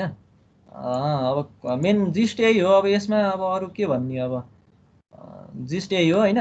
अब यसलाई चाहिँ रिफरेन्स किताबहरू हेर है एकचोटि, जुन रिफरेन्स किताब हेरे पनि कुराहरू यही हो, अब बुझ्न पर्यो, त्यही हो, घोक्न भन, बुझ्न पर्यो। ओके ठिक छ है। हस् सर। र अब अर्को टपिक के छ भन्दाखेरि तिमीहरूलाई यो भइहाल्यो होइन, principle of least square for weighted observation भनेको वेटहरू भएको अब्जर्भेसन होइन, इक्वेल वेट होइन कि यो अनइक्वेल वेट क्या। वेटेड अब्जर्भेसन भन्नाले फेरि इक्वेल वेट हो कि भन्ने त्यो कन्फ्युज नभऊ। वेटेड भनेको डिफ्रेन्ट भ्याल्युलाई डिफ्रेन्ट वेट दिएको, एउटा भ्याल्युलाई W1 वेट, अर्को भ्याल्युलाई W2 वेट होइन, अर्कोलाई W3 वेट।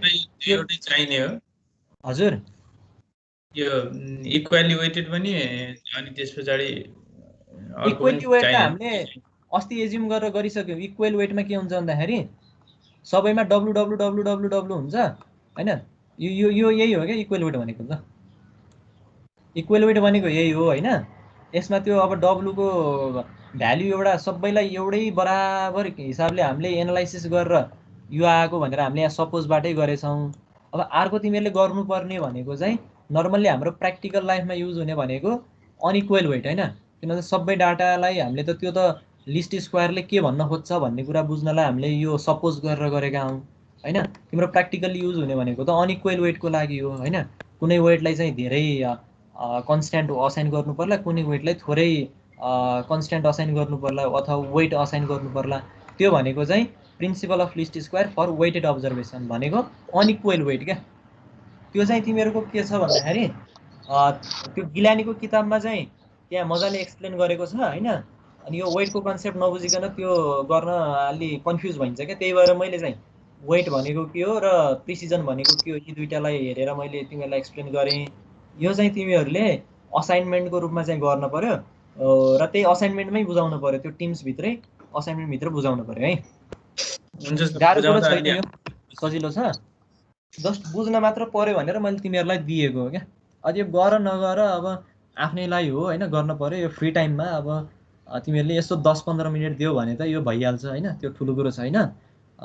तिमीलाई रेफरेन्स किताब पनि मैले दिएको छु, त्यसमा हेरेर बुझ्ने प्रयास गर है, यो सजिलो छ।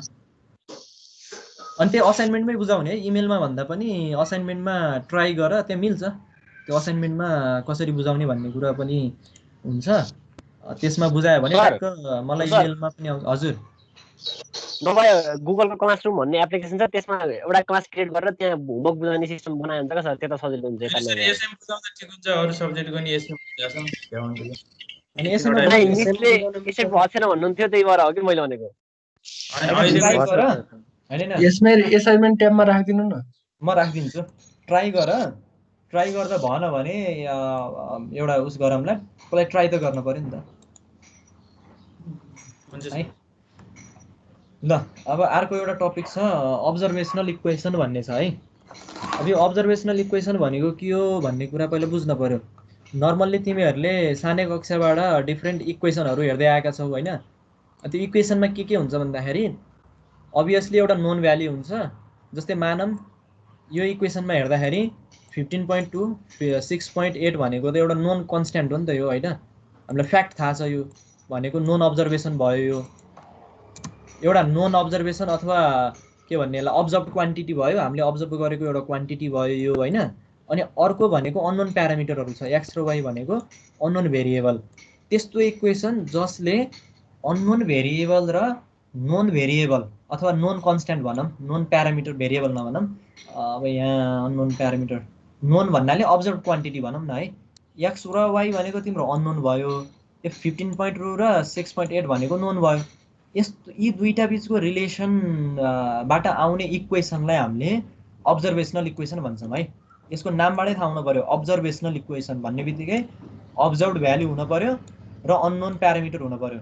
यी दुईजनालाई एउटा कुनै इक्वेसनले रिप्रेजेन्ट गर्छ भने त्यस्तोलाई हामीले अब्जर्भेसनल इक्वेसन भन्छौँ है। अब यसमा चाहिँ अननोन प्यारामिटर एक्स र वाई अघि मैले भनिहालेँ।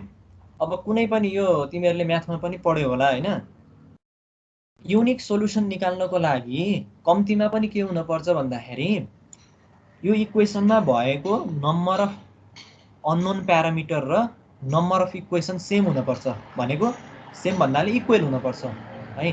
जस्तै यहाँ दुईटा इक्वेसन छ, एउटा यो इक्वेसन अर्को यो इक्वेसन है, अनि अननोन प्यारामिटर कतिवटा छ एक्स र वाई भनेपछि we can find the unique solution for X and unique solution for Y. तर यदि मानौँ यो इक्वेसन थिएन, यहाँ यो थिएन भने यो मात्र दियो भने तिमीहरूले एक्स र वाईको भ्याल्यु कसरी फाइन्ड गर्ने भन्ने हुँदैन। यसमा चाहिँ यो अननोनै हुन्छ, पत्ता लगाउन सकिँदैन है। त्यही भएर यो युनिक सोल्युसनको लागि इक्वेसन र number of unknown parameter same हुनु पर्यो।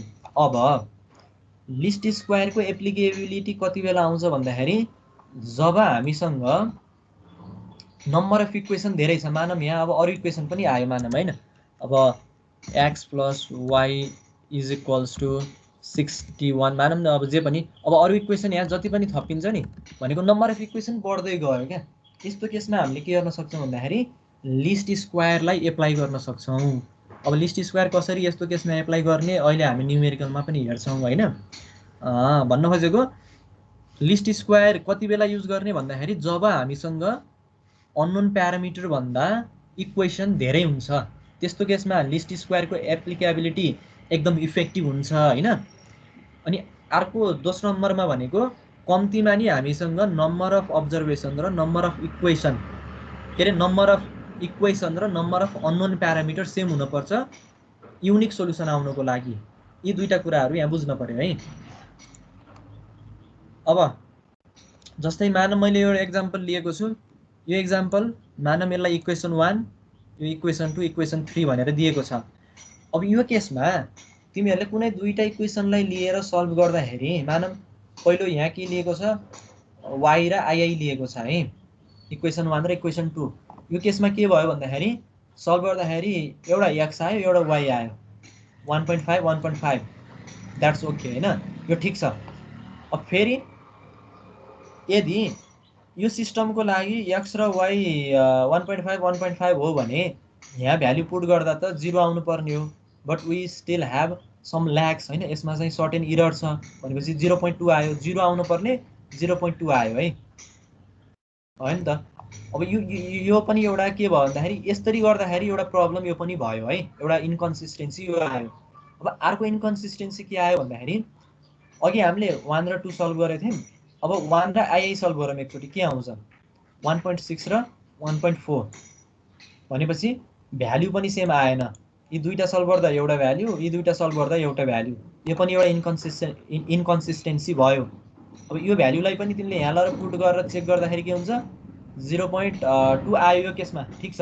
कुनै केसमा आउँछ कुनै केसमा आउँदैन है, फेरि यो केसमा आयो ठिक छ, तर भ्याल्यु दुईटा सल्भ गर्दाखेरि एउटा भ्याल्यु आछ, फेरि अर्को दुईटा सल्भ गर्दाखेरि भ्याल्यु एउटा आछ।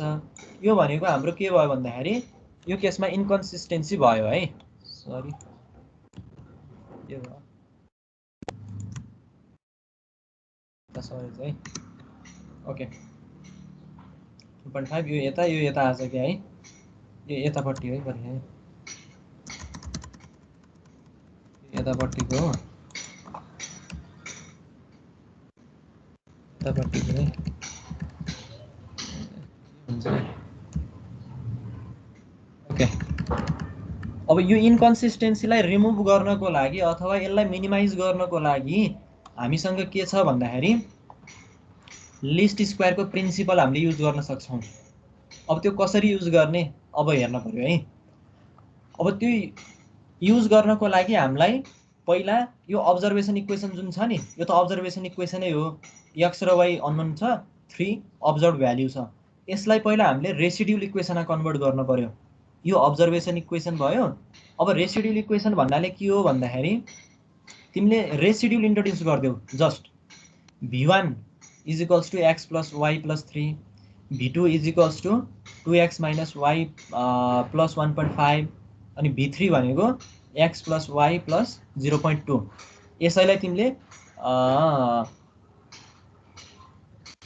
तिमीले चाहिँ यहाँ हेऱ्यौ भने हामीसँग के छ भन्दाखेरि v1 v2 v3 रेसिड्युल इक्वेसन यसरी आउने भयो है अब रेसिड्युल इक्वेसन यसरी आइसकेपछि के हुन्छ भन्दाखेरि सरी यहाँ यो उस हो है यहाँ मैले माइनस हो है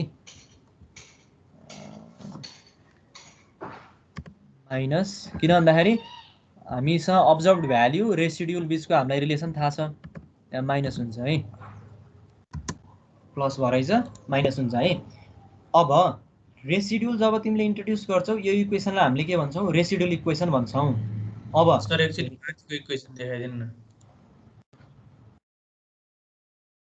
यो इक्वेसन छ रेसिड्युलमा कन्भर्ट गर्दाखेरि यो आउने भयो वी नो द्याट रेसिड्युल भनेको हामीले अघिल्लो च्याप्टरमै पढेका छौँ त्यहाँबाट त्यो रिलेसन लगाएर यो ल्याउने है तिम्रो अब्जर्भड भ्याल्युलाई चाहिँ जस्ट त्यो हाम्रो अननोन प्यारामिटरतिरको साइडमा ल्याएर घटाइदियो भने बचेको भ्याल्यु भनेको हाम्रो इरर अथवा इरर भन्दा नि रेसिड्युल भनौँ है रेसिड्युल हुने भयो है अब यसलाई हामीले के भन्छौँ भन्दाखेरि कलेक्टिभली रेसिड्युल इक्वेसन भन्छौँ अब रेसिड्युल इक्वेसन आइसकेपछि अब अरू केही गर्न पर्दैन हामीलाई थाहा छ लिस्ट स्क्वायरको प्रिन्सिपलबाट v1 square plus v2 square plus v3 square is equals to minimum यो भन्ने हामीलाई थाहा छ भनेपछि तिमीहरूले के गर्नु पर्यो भन्दाखेरि प्रत्येक रेसिड्युललाई के गर्नु पर्यो स्क्वायर गर्नु पर्यो भन्नुको मतलब यसको स्क्वायर प्लस यसको स्क्वायर प्लस यसको स्क्वायर गर्नु पर्यो है अब स्क्वायर गरिसकेपछि के आउँछ भन्दाखेरि यहाँ छ है तिमीहरूको प्रत्येक v1 v2 v3 लाई स्क्वायर गरेको छ यहाँ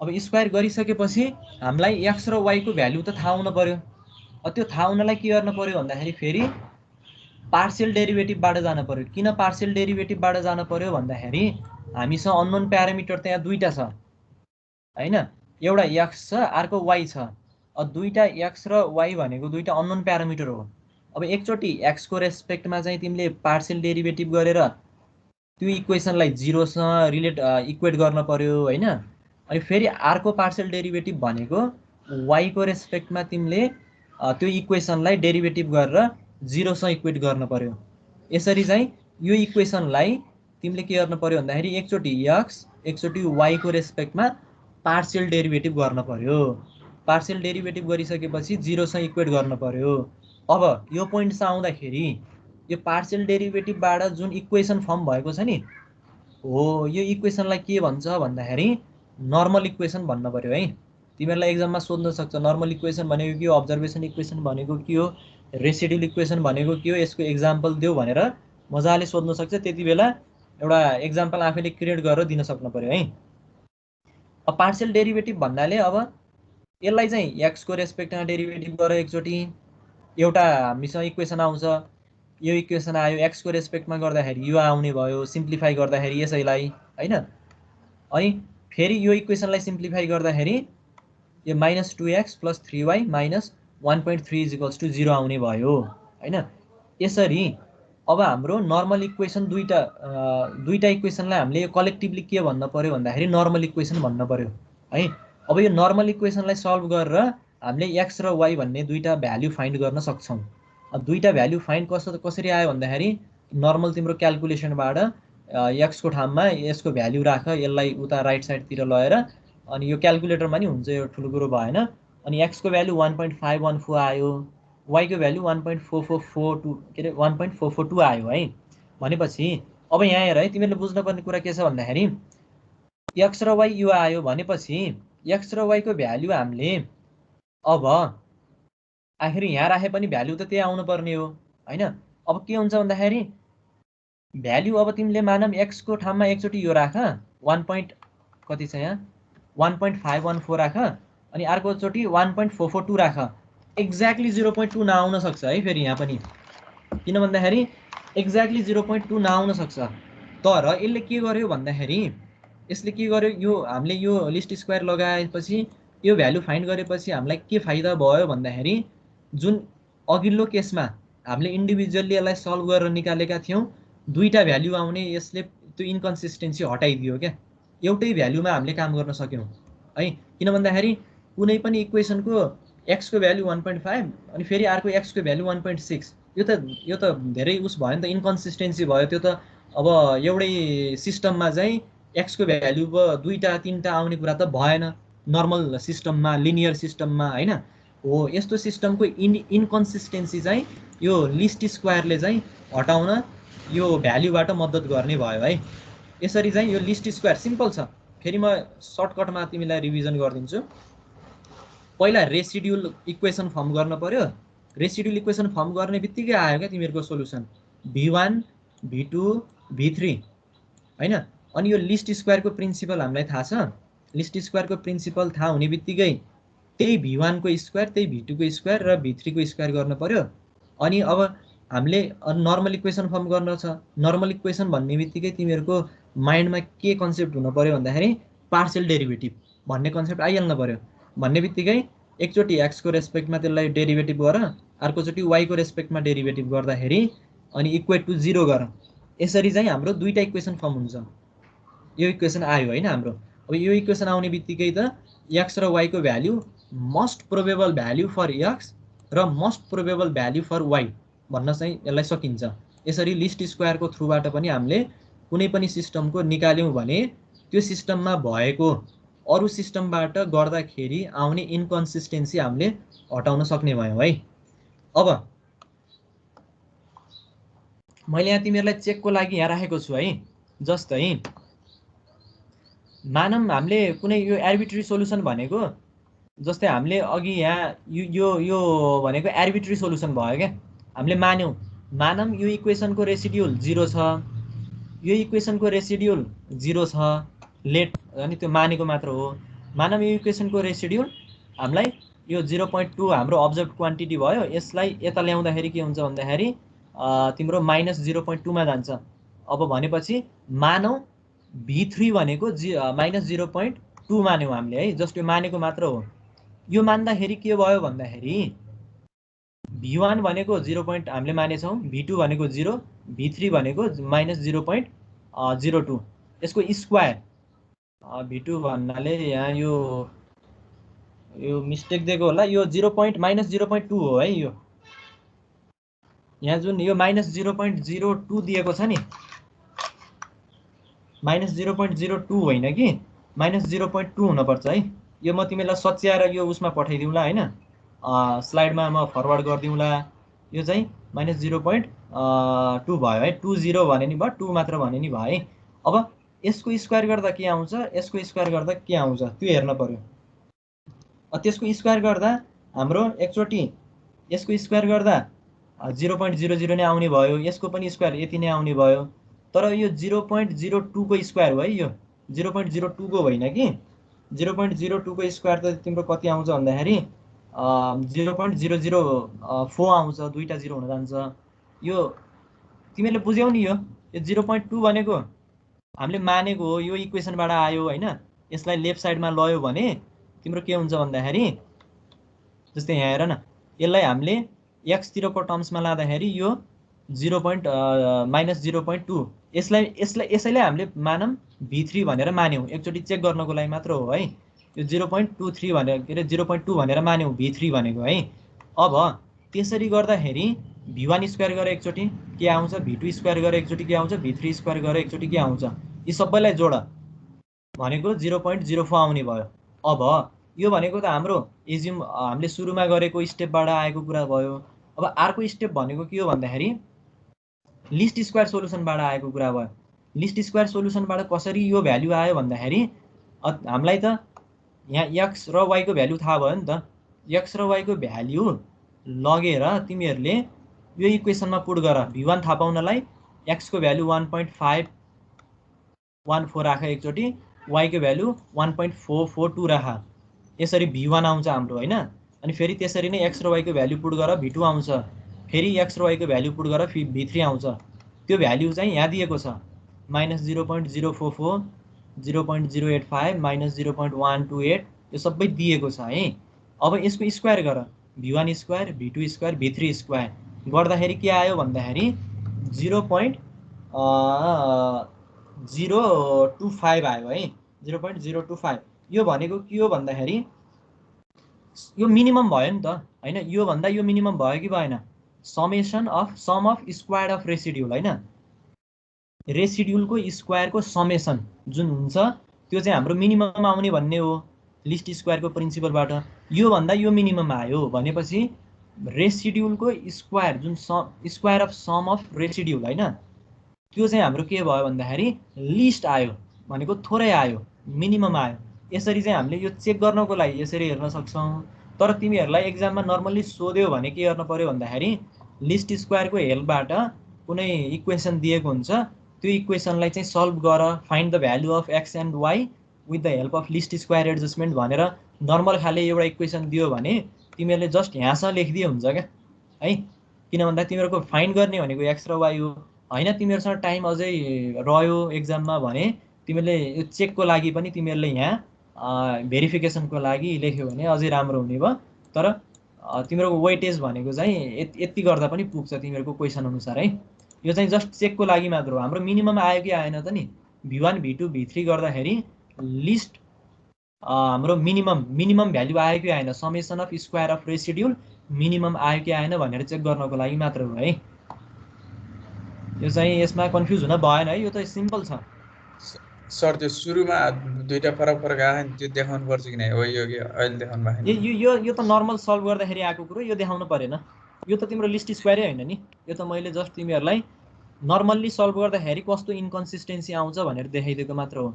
कस्तो कस्तो प्रब्लमहरू हुन्छ एउटै भेरिएबलको दुई तीनवटा के अरे यहाँ त दुईटा आछ, एउटै भेरिएबलको दुईटा भ्याल्यु हैन। यस्तो इन्कन्सिस्टेन्सीले त हाम्रो सिस्टममै हाम्रो यो इक्वेसनमै खराब गर्छ। त्यही भएर यो देखाउन परेन हैन। जस्ट तिमीहरूलाई लिस्ट स्क्वायर भन्यो भने यो रेसिड्युल इक्वेसनबाट फर्म गरेको देखाउन पर्यो। पहिला यो फर्म गर्न पर्यो अनि लिस्ट स्क्वायरको प्रिन्सिपल जस्ट तिमीले लेखिहाल्छौ, तिमीलाई थाहा हुन्छ। अनि यसको पार्शियल डेरिभेटिभ लिएर यसलाई सल्भ गर्दै हुन्छ। अब यो देखाउन त टाइम छ भने देखाए भयो। हजुर हजुर भन हजुर भन भन हजुर सुन्नेको छैन? म भर्खर जोइन भएको त्यो के हो बुझिन। त्यो दुईटा भेरिएबललाई तीनटा इक्वेसन लिनु रहेछ। तीनटा यहाँ कहाँ माथि यहाँ हो? यहाँ भनेको भर्खर जोइन भएको मैले त तपाईले मान्नु इक्वेसन बुझिन के। दुईटा भेरिएबल छ तीनटा इक्वेसन लिनु रहेछ। यो त यस्तो हो, मैले अघि नै भनिहालेँ नि। ल ठिक छ, नर्मल्ली यो नभए भने तिम्रो सोलुसन आउँथ्यो हैन। एउटा मानौँ एउटा कुनै इक्वेसन छैन, यो नभए भने तिम्रो सोलुसन आउँथ्यो, द्याट्स ओके। त्यो सिम्पल केसमा भयो। तर यदि हामीले लिस्ट स्क्वायर एप्लाई गर्न छ भने लिस्ट स्क्वायर एप्लाई गर्नु भनेको कस्तो भन्दाखेरि रिडन्डेन्ट अब्जर्भेसनको लागि हो। पहिला त्यो बुझ्न पर्यो। भनेको रिडन्डेन्ट अब्जर्भेसन भनेको यो केसमा के हुने भयो भन्दाखेरि धेरै नम्बर अफ अब्जर्भेसन हैन। तिम्रो अननोन भन्दा इक्वेसनको संख्या धेरै भयो भने त्यस्तो केसमा लिस्ट स्क्वायर एप्लिकेबल हुन्छ भनेर हामीले पढिसक्यौं। अब यहाँ अब यो इक्वेसन पनि आयो मानौं भनेपछि यसलाई अब हामीले नर्मल तरिकाले सल्भ गर्दाखेरि प्रब्लम के आयो तिमीलाई थाहा भइसक्यो हैन। प्रब्लम एउटै भेरिएबलको पनि दुईटा भ्यालु आउने भयो, यसमा कुनै डाउट छैन। तर अब लिस्ट स्क्वायर यसमा एप्लाई गर्यौं भने के हुन्छ भन्दाखेरि यस्तो प्रब्लमहरू आउँदैन। किन आएन भन्दाखेरि पहिला हामीले रेसिड्युल इक्वेसन फर्म गर्यौं अनि त्यसपछि पार्शियल डेरिभेटिभ गर्यौं। पार्शियल डेरिभेटिभ गर्ने बित्तिकै तिम्रो दुईटा इक्वेसन फर्म भयो र दुईटा इक्वेसन फर्म हुने बित्तिकै हाम्रो सोलुसन पनि हाम्रो दुईटा आउने भयो, एक्स र वाई दुईटा आउने भयो। अब चेक गर्नको लागि तिमीले मिनिमम रेसिड्युल चाहिँ यहाँ देखाउन सक्छौ। यो एक्जाममा यो देखाइराख्नु पर्दैन है, मैले यहाँ तिमीलाई बुझाउनको लागि मात्र हो। अब भाइले सोधे अनुसार चाहिँ दुईटा भेरिएबलको लागि तीनटा इक्वेसन किन आयो भन्ने कुरा यो लिस्ट स्क्वायरको लागि त्यही हो। तिम्रो जति धेरै इक्वेसन हुन्छ त्यस्तो सिस्टमको लागि हामीले लिस्ट स्क्वायर यसरी एप्लाई गर्न सकिन्छ भन्ने कुरा मात्र हो क्या, अरु केही पनि होइन। लिस्ट स्क्वायरको एउटा फंक्सनै त्यही हो क्या। तिम्रो रिडन्डेन्ट अब्जर्भेसनमा जब लिस्ट स्क्वायर एप्लाई गर्छौ तब हाम्रो more precise and more accurate result चाहिँ आउँछ भनेर हामीले सुरुमै पढेका हौँ नि। त्यो त लिस्ट स्क्वायर कस्तो बेला एप्लाई गर्ने भन्दाखेरि जब हामीसँग धेरै सिस्टम हुन्छ अथवा धेरै इक्वेसन हुन्छ त्यस्तो बेला यो मोर फ्रुटफुल हुन्छ भनेर त हामीले सुरुकै च्याप्टरमा पढेका हौँ। यो लिस्ट स्क्वायर भनेको त्यही भएर यसमा नजुकिने 3टा इक्वेसन 2टा भेरिएबल भनेर अहिले भाइले भन्यो, यसमा नजुकिया। यो लिस्ट स्क्वायरको फङ्सन हो। किन फङ्सन हो भन्दाखेरि हाम्रो रेसिड्युल मिनिमम आउँछ क्या यो लिस्ट स्क्वायरबाट गऱ्यो भने। जति रेसिड्युल कम आउँछ उति नै हाम्रो के भयो भन्दाखेरि हामीले निकालेको measurement more accurate and more precise तिर ढल्किँदै जान्छ है। अब यो तिमीहरूलाई एक्जाममा सोध्यो भने के गर्ने भन्ने कुरा मैले भनिहालेँ। अब अर्को छ है, यो त भयो नर्मल्ली तिम्रो के छ भन्दाखेरि जम्मा 3टा इक्वेसन दिएछ है, 3टा इक्वेसन दियो, तर यहाँ 4 5 6 7 8 9 10 11 12 हुँदै तिम्रो 1000 10000 20000 वटा दियो मानौँ सपोज। अब यहाँ 10 20000 को त हामी यहाँ हिँड्दैनौँ, नर्मल्ली 3टा भन्दा धेरै दियो मानौँ होइन, लार्ज सिस्टम छ। त्यस्तो केसमा लिस्ट स्क्वायरबाट कसरी हामीले सल्भ गर्ने भन्ने कुरा आउँछ है। त्यस्तो केसमा लिस्ट स्क्वायरबाट कसरी सल्भ गर्ने भन्ने कुरामा के बुझ्न पर्यो भन्दाखेरि अब पहिला मानौँ हामीसँग यस्तो खाले एउटा लार्ज सिस्टम छ A1। अब यहाँ यो मैले पढ्ने बेलामा पनि के थियो भन्दाखेरि सरले पढाउने बेलामा यो भेरिएबलहरू कति बेला A1 लेखेछ, कति बेला B1, कति बेला C1, यो गजङ गजङ हुन्छ। यहाँ अहिले आएपछि यहाँ धेरै छ क्या यस्ता, यो धेरै छ होइन। मैले पढ्ने बेलामा पनि के होला भन्ने कन्सेप्ट थियो त्यति बेला, तर यो स्टेप बाई स्टेप हेऱ्यो भने यो खासै केही पनि छैन। तिमीहरूलाई पनि त्यो प्रब्लम अहिले आउँछ, मलाई थाहा छ। यत्रो भेरिएबल यत्रो धेरै छ, यत्रो लामो छ यो इक्वेसन, फेरि यहाँ यत्रो यम छ, यहाँ होइन यहाँ 2 छ, यहाँ 2 छ भन्ने छ होइन। यो स्टेप बाई स्टेप हेऱ्यो भने यो सजिलो छ, हेरेर मात्र हुन्न प्र्याक्टिस पनि गर्नुपर्छ है कपीमा आफूले। ल अब हामी सुरु गर्छौँ है। मानौँ यस्तो केसमा लार्ज सिस्टम यदि तिमीसँग धेरै नम्बर अफ इक्वेसन भएको केसमा के गर्ने त भन्दाखेरि अब हामी यहाँ हेर्छौँ है। अब यस्तो केसमा के गर्ने भन्दाखेरि मानौँ एउटा हामीसँग अब्जर्भेसन इक्वेसनहरू छन्। मानौँ अब्जर्भेसन इक्वेसनमा नि भेरिएबल मानौँ A भन्ने भेरिएबल, B भन्ने भेरिएबल हुँदै हुँदै N भन्ने भेरिएबलसम्म छ हामीसँग है।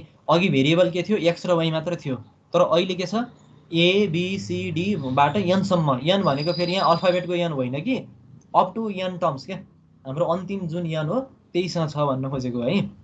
अब भेरिएबल यो छ। अब यो भेरिएबलबाट हामीले कुनै एउटा इक्वेसन फर्म गरौँ, A + B + C + dot dot dot हुँदै N हुँदै L मात्र आउनुपर्ने हो। L भनेको यहाँ अब्जर्भेसन हो है। तर अब यहाँ A1 B1 C1 आएको छ, यो भनेको के हो भन्दाखेरि त्यो इक्वेसनको मानौँ कुनै एउटा कन्स्ट्यान्ट हो। A1 भनेको कुनै एउटा कन्स्ट्यान्ट हो, B1 भनेको पनि कन्स्ट्यान्ट हो, C1 भनेको पनि कन्स्ट्यान्ट हो है।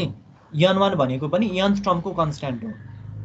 Capital A capital B capital C variable हो होइन। स्मल A1 स्मल B1 भनेको यिनीहरू भनेको कन्स्ट्यान्ट हो। त्यसको अगाडि आएको कुनै एउटा कन्स्ट्यान्ट भन्नाले 2 पनि हुनसक्छ, 3 पनि हुनसक्छ, 5 पनि हुनसक्छ होइन, कन्स्ट्यान्ट हो। अनि यो राइट साइडमा आएको जुन यो L छ नि L1, यो L1 भनेको यो इक्वेसनको लागि अब्जर्भड क्वान्टिटी। अघि यो हामीले इक्वेसनमा के थियो भन्दाखेरि अब्जर्भड क्वान्टिटी 3 भने जस्तै, 1.5 भने जस्तै, 0.2 भने जस्तै। यो केसमा अब्जर्भ क्वान्टिटी के भयो भन्दाखेरि L1 भयो, यसरी नै L2 भयो। यसरी नै हामीसँग धेरै सिस्टमहरू छ भनेपछि M भन्नेसँग गयौँ है हामी, LM सँग गयौँ होइन। यो भनेको प्रत्येक अब्जर्भ डाटा हो है, अब्जर्भ भ्याल्यु भनौँ न होइन, अब्जर्भ क्वान्टिटी, प्रत्येक इक्वेसनको लागि अब्जर्भ क्वान्टिटी। अनि यो V1 भनेको त रेसिड्युल भयो, त्यो अब्जर्भेसनसँगै आएको एउटा रेसिड्युल। V1 V2 V3 V4 हुँदै Vmसम्म गएको रेसिड्युल है। यो कन्सेप्ट पहिला यो बुझ्न पर्यो। यो इक्वेसन मात्र फर्म गरेको, अरू केही पनि होइन। हामीसँग कन्स्ट्यान्ट छ ABC, भेरिएबल के अरे कन्स्ट्यान्ट छ A1 B1 C1, अनि भेरिएबल अथवा अननोन एउटा भेरिएबल हामीसँग छ। जस्तै अघिल्लो क्वेसनमा X Y Z भनेर जस्तै यो केसमा के छ भन्दाखेरि ABC भन्ने हामीसँग कुनै एउटा भेरिएबल छ, L भनेको अब्जर्भ क्वान्टिटी भइहाल्यो, अनि त्यो अब्जर्भ क्वान्टिटीसँग आएको कुनै एउटा रेसिड्युल छ भनेपछि यसरी हाम्रो एउटा पहिला इक्वेसन पहिला फर्म गरौँ। अब यो इक्वेसन फर्म गरिसकेपछि अर्को स्टेप के हुन्छ भन्ने कुरा पहिला त्यो कन्सेप्ट क्लियर हुन पर्यो। अब यो इक्वेसन फर्म हुने बित्तिकै तिमीहरूलाई थाहा छ V1 लाई एउटा साइडमा राख, किन भन्दा हामीले त रेसिड्युलको स्क्वायर गर्न छ नि त लिस्ट स्क्वायरमा। भनेपछि v1 लाई एउटा साइडमा राख्दाखेरि के आउँछ, यो इक्वेसन आउने भयो है। यो इक्वेसन बुझ्छ कि बुझ्छ छैन, यो अलि ठुलो बनाउँछु है पछि है। यहाँ मैले स्लाइडमा राख्दाखेरि नअटेर एकै ठाउँ राखेको हैन। जस्ट त्यो v1 लाई रेसिड्युललाई एउटा साइडमा लियो, अरु सबै टर्म्सलाई एकातिर राख हैन, अनि त्यसको स्क्वायर गर्दियौ। किन भन्दा अल्टिमेटली हामीले लिस्ट स्क्वायर भनेको त त्यसको स्क्वायर गर्ने त हो नि, फ्रम लिस्ट स्क्वायर। अब यो v1 स्क्वायर हामीलाई थाहा भयो, v2 स्क्वायर पनि थाहा भयो, vm स्क्वायर पनि थाहा भयो। अब लिस्ट स्क्वायरबाट हामीलाई के थाहा भन्दाखेरि यो यसको स्क्वायर प्लस यसको स्क्वायर प्लस यसको स्क्वायर गर्न पर्यो पहिला। अब प्रत्येक भ्याल्युको यसलाई रिप्लेस गर्दियौ, v1 लाई यसले रिप्लेस गर्दियौ भनेको a1a plus b1b plus c1c plus minus l1 square भयो। यो भनेकै v1 त हो नि हैन। अनि अर्को v2 स्क्वायर भयो, यो v2 भयो। अनि अर्को भनेको vm स्क्वायर हैन। यसरी चाहिँ लिस्ट स्क्वायर प्रिन्सिपल लगाइहाल्ने। अब लिस्ट स्क्वायर प्रिन्सिपल लगाउने बित्तिकै अर्को कन्सेप्ट के गर्न पर्यो भन्दाखेरि उही अघिकै कुरा हो, पार्शियल डेरिभेटिभ गर्न पर्यो। अघि हामीले पार्शियल डेरिभेटिभ के को रेस्पेक्टमा गरेका थियौं, अननोन भेरिएबलको रेस्पेक्टमा गरेका थियौं। एकचोटि x को रेस्पेक्टमा पार्शियल डेरिभेटिभ गरेका थियौं, अर्कोचोटि y को रेस्पेक्टमा पार्शियल डेरिभेटिभ गरेका थियौं। अब यो केसमा अननोन भेरिएबल के हो भन्दाखेरि capital A capital B capital C बाट क्यापिटल n सम्म, n भनेको nth टर्म हो। यी अननोन भेरिएबलको रेस्पेक्टमा तिमीहरूले के गर्न पर्यो भन्दाखेरि यो यो यो इक्वेसनको पार्शियल डेरिभेटिभ गर्न पर्यो। अब हेर, अब पार्शियल डेरिभेटिभ गरेपछि के भयो भन्दाखेरि सुरुमा a को रेस्पेक्टमा पार्शियल डेरिभेटिभ गर्न पर्यो हैन। अब a को रेस्पेक्टमा पार्शियल डेरिभेटिभ गर्दाखेरि यो 2 त पहिला पावर अगाडि आउने भयो, हामीलाई थाहा छ। अनि अरु सबै रहने भयो। अनि a को टर्म्समा भनेपछि हामीले यो a चाहिँ कन्स्ट्यान्ट आफैमा यसको त 1 नै हुने भयो, यो कन्स्ट्यान्ट बाहिर आउने भयो a1 है। यो डेरिभेटिभ मैले अब तिमीलाई यति बुझाएपछि अरु सबै त्यही प्रोसेस हो। पावरमा भएको 2 चाहिँ अगाडि आउने भयो, थाहा छ तिमीहरूलाई हैन। अब partial derivative with respect to capital A भनेपछि अब अरु टर्म्सहरु हेर्न परेन, अरु सबै टर्म्स 0 भयो। मात्र यो टर्म्सलाई हामीले डेरिभेटिभ गर्न पर्यो। यो टर्म्सलाई डेरिभेटिभ गर्दाखेरि के हुन्छ भन्दाखेरि a को डेरिभेटिभ a कै रेस्पेक्टमा 1 भइहाल्यो। अनि यो कन्स्ट्यान्ट त बाहिर आउने भयो भनेपछि a1 बाहिर आयो। यसरी नै सबैलाई a को रेस्पेक्टमा पहिला पार्शियल डेरिभेटिभ गर्ने, अनि फेरि अर्कोमा b को रेस्पेक्टमा पार्शियल डेरिभेटिभ गर्ने, अनि फेरि लास्टमा n को रेस्पेक्टमा पार्शियल डेरिभेटिभ गर्न पर्यो। अब पार्शियल डेरिभेटिभ गरिसकेपछि त हामीलाई थाहा छ 0 सँग इक्वेट गरिदिहाल्न पर्छ त्योलाई सल्भ गर्नको लागि हैन। त्यहाँ भएको अननोन भेरिएबल पत्ता लगाउनको लागि हामीले सल्भ गरिहाल्नको लागि हामीले पार्शियल डेरिभेटिभ गर्ने बित्तिकै हामीले के गर्न पर्यो, 0 सँग इक्वेट गर्न पर्यो। अब यसलाई रिअरेन्ज मात्र गर्ने हो है। अब इक्वेट हामीले 0 गरिहाल्यौं, अब यसलाई रिअरेन्ज गर्ने। जस्तै 2 सबै टर्म्सबाट 2 लिएर 2 लाई यता फाल्दियो भने के हुन्छ, 0 आउँछ। यो 2 को मतलब भएन हामीलाई है। अब रिअरेन्ज गर्ने भन्नाले कस्तो रिअरेन्ज गर्ने भन्दाखेरि यहाँ हेर है, यो a1 लाई मल्टिप्लाई गर्दा a1 स्क्वायर भयो हैन। अनि फेरि a1 b1 b, यो तिमीहरूले कपीमा एकचोटि यो डिटेलली सबै गर्नुपर्छ है। यो यहाँ हेरेर मात्र हुन्न, कपीमा चाहिँ त्यसलाई मल्टिप्लाई गरेर हेर्यो भने बल्ल दिमागमा बस्छ क्या। मैले यहाँ डाइरेक्टली तिमीहरूलाई देखाइदिएँ है। जस्तै रिअरेन्ज गर्दाखेरि के हुन्छ भन्दाखेरि a भन्ने हामीले कन्स्ट्यान्ट कमन लिन सक्छौं, b पनि कमन लिन सक्छौं, अनि c पनि कमन लिन सक्छौं। यसरी डट डट डट डट गर्दै nth टर्म्स हामीले कमन लिन सक्छौं। किन भन्दाखेरि त्यो मल्टिप्लाई गर्दाखेरि रिअरेन्ज गर्दाखेरि a आउँछ है, यसमा कन्फ्युज नहुने। अनि फेरि अनि यो a1 र l1 a2 र l2 plus dot dot dot am र lm यो पनि रिअरेन्ज गरेर आउने कुरा हो है। यो के पनि ठुलो कुरो छैन। यसलाई मल्टिप्लाई गर्देऊ, अनि कन्स्ट्यान्ट कमन टर्म्स के छ, पहिला a लाई कमन लिय, अनि a मा आएको अगाडि आएको कन्स्ट्यान्टलाई चाहिँ ब्राकेट भित्र राख्देऊ, गर्दाखेरि यही आउँछ। अनि फेरि b कमन लिय, b भन्दा अगाडि आएका टर्म्सलाई फेरि एउटा ब्राकेटमा राख, यही आउँछ। यसरी नै कमन लिँदै जाँदै गर्न पर्यो हैन।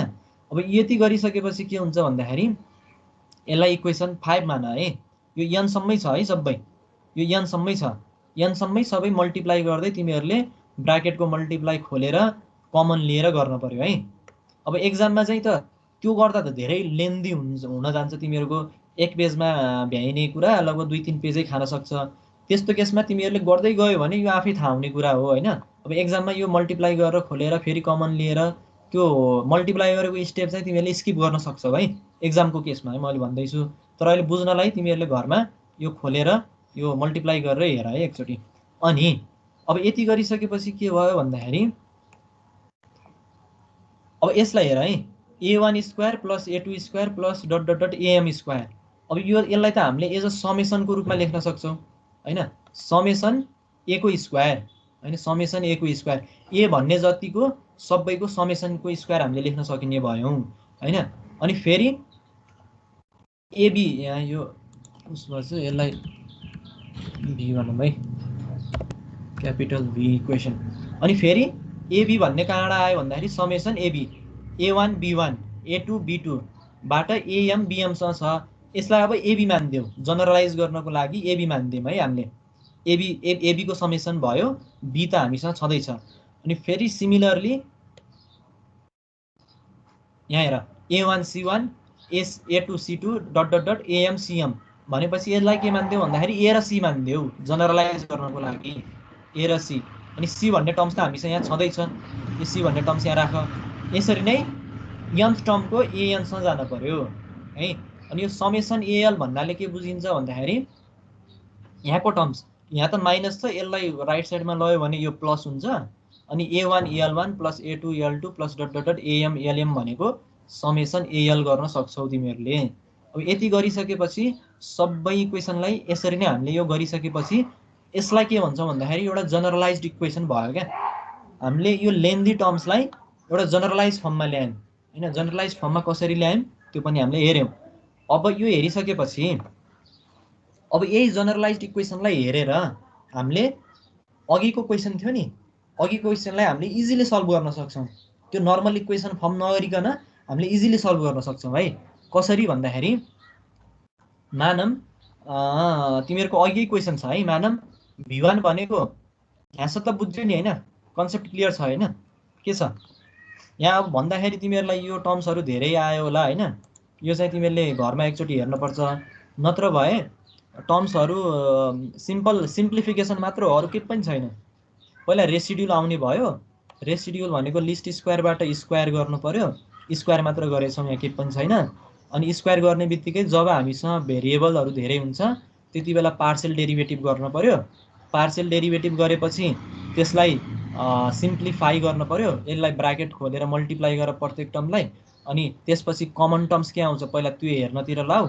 Common terms a b c n आउँछ, अनि त्यो भित्रको टर्म्सहरू लेख। अनि त्यो भित्रको टर्म्सलाई जनरलाइज गरेर हेर्दाखेरि हामीले समेसनले रिप्लेस गर्न सक्छौँ।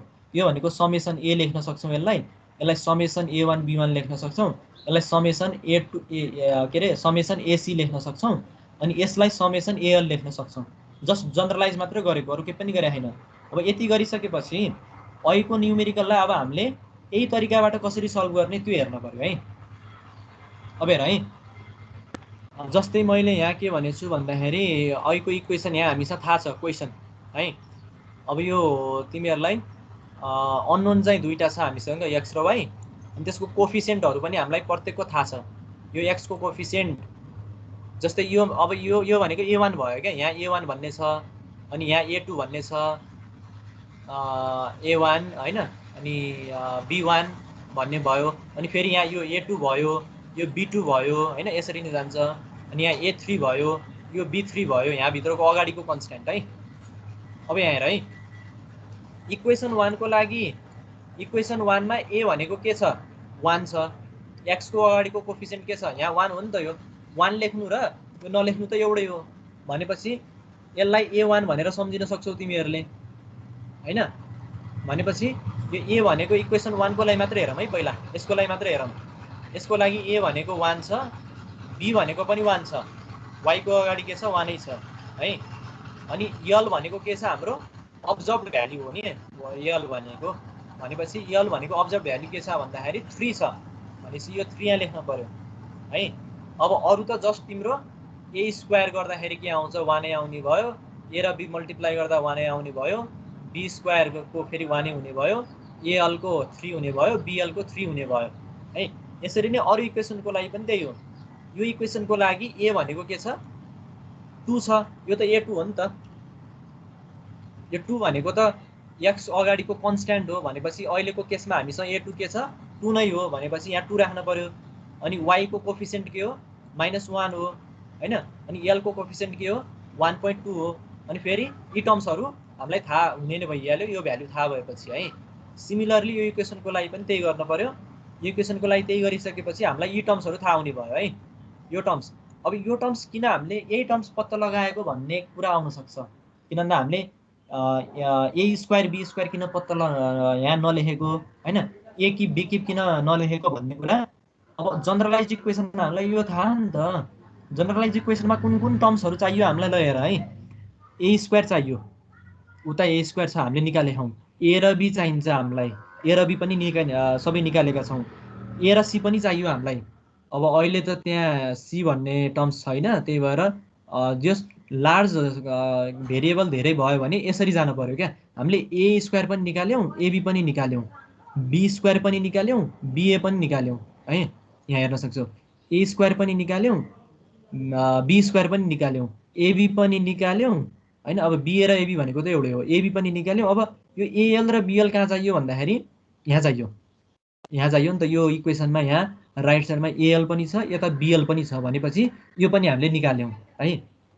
अब यो निकालिसकेपछि के भयो भन्दाखेरि यसको समेसन गर। a स्क्वायरको समेसन कति आउँछ 6, यो जोड्दाखेरि 6 आउने भयो।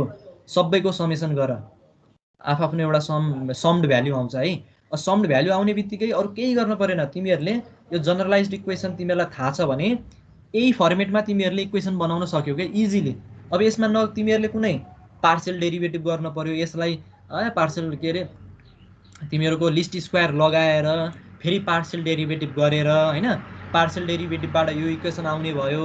अनि यो इक्वेसनबाट फेरि सल्भ गरेर एक्स वाई निकाल्न भन्दा यदि तिमीहरूलाई यो इक्वेसनको फर्मेट थाहा भने हैन, यो इक्वेसनको फर्मेट तिमीहरूलाई थाहा भयो भने तिमीहरूले सिधै a स्क्वायर ab हैन, b स्क्वायर अनि al bl यी यति टर्म्स निकाल्यो भने के भयो भन्दाखेरि यिनीहरूको समेसन गर्ने कुरा भयो।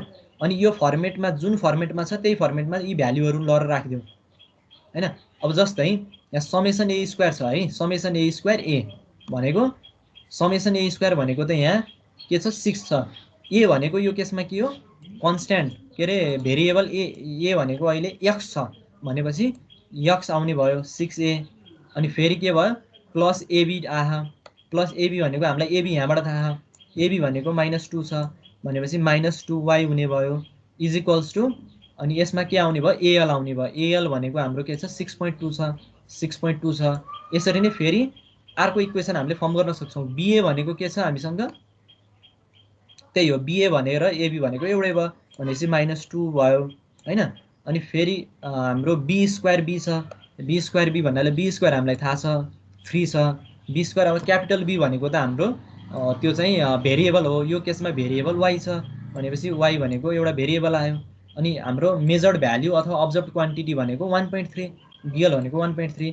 अनि यहाँबाट तिमीहरूले सिधै x र y को भ्यालु क्याल्कुलेट गर्न सक्छौ हैन। In this way we can directly form normal equation. त्यही भएर अघिल्लो केसमा के थियो भन्दाखेरि नर्मल इक्वेसन फर्म गर्न तिमीहरूलाई आज अलिकति कम्प्लेक्स मेथड थियो हैन, भनेको टाइम पनि लाग्थ्यो हैन, टाइम पनि त्यहाँ तिमीहरूको खान्थ्यो एक्जाममा लेख्दाखेरि। तर अब यदि तिमीहरूलाई यो सिस्टम थाहा भयो भने, यो जनरलाइज सिस्टमको कन्सेप्ट थाहा भयो भने तिमीहरूले जतिसुकै ठुलो इक्वेसन दिए पनि, जति धेरै भेरिएबलको इक्वेसन दियो भने पनि तिमीहरूले जस्ट एउटा टेबल फर्मेट गरेर, टेबल क्रिएट गरेर त्यहाँको कोफिसिएन्टहरुको भ्यालु लेखेर अनि त्यो इक्वेसनमा तिमीहरूले त्यो भ्यालुहरुलाई पुट गरेर सल्भ गर्यौ भने तिमीहरूको x र y को भ्यालु आउने भयो है। यो चाहिँ एकदम इजिएस्ट मेथड चाहिँ हो। तर इजिएस्ट मेथड भन्दैमा हजुर लास्टको इक्वेसन देखा बुझाइदिनु हजुर, लास्टको इक्वेसन जस्तै लास्टको इक्वेसन बुझ्नलाई के बुझ्न पर्यो भन्दाखेरि यो बुझ्न पर्यो समेसन a स्क्वायर हाम्रो यो जनरलाइज्ड फर्म आउने सम्म त तिमीहरूलाई थाहा भयो हैन कसरी आयो भन्ने कुरा। अब यो फर्मेट बुझ्यो भने अब हेर है, हामीलाई क्वेशन यो दिएको छ। अब क्वेशन अनुसार हामीले अब यो क्वेशनमा चाहिँ के हुन्छ भन्दाखेरि हाम्रो अननोन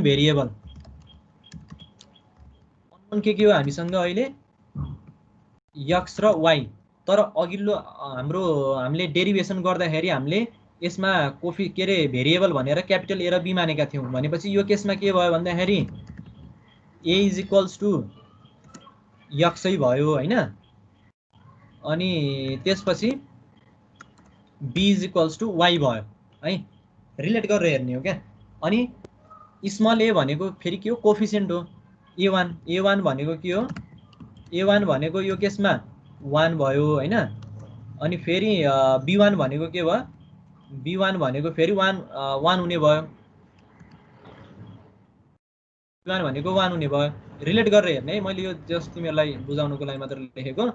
अब यो केसमा ABL हामीलाई पहिला यो टर्म्स थाहा हुनु पर्यो, A, अनि तिमीहरूलाई अर्को टर्म्स थाहा हुनु पर्यो, B थाहा हुनु पर्यो, अनि अर्को टर्म्स L थाहा हुनु पर्यो। अहिले हामीले यो n थाहा हुनु परेन, किन भन्दा n भनेकै हाम्रो लास्ट टर्म भनेको तिम्रो B नै हो हैन। त्यही भएर के हुन्छ भन्दाखेरि अन्तिम हाम्रो अब्जर्भेसन भनेकै तीनटा इक्वेसन छ, अन्तिम अब्जर्भेसन भनेकै हाम्रो यही हुन्छ भनेपछि यहाँ हामी nth टर्म भनेकै थर्ड टर्मसम्म जानु पर्यो क्या है।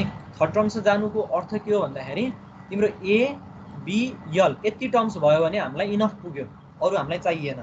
किन चाहिएन भन्दाखेरि यो इक्वेसनमा हामीले राख्दाखेरि हाम्रो भेरिएबल कतिवटा छ त्यो हेर्न पर्यो क्या।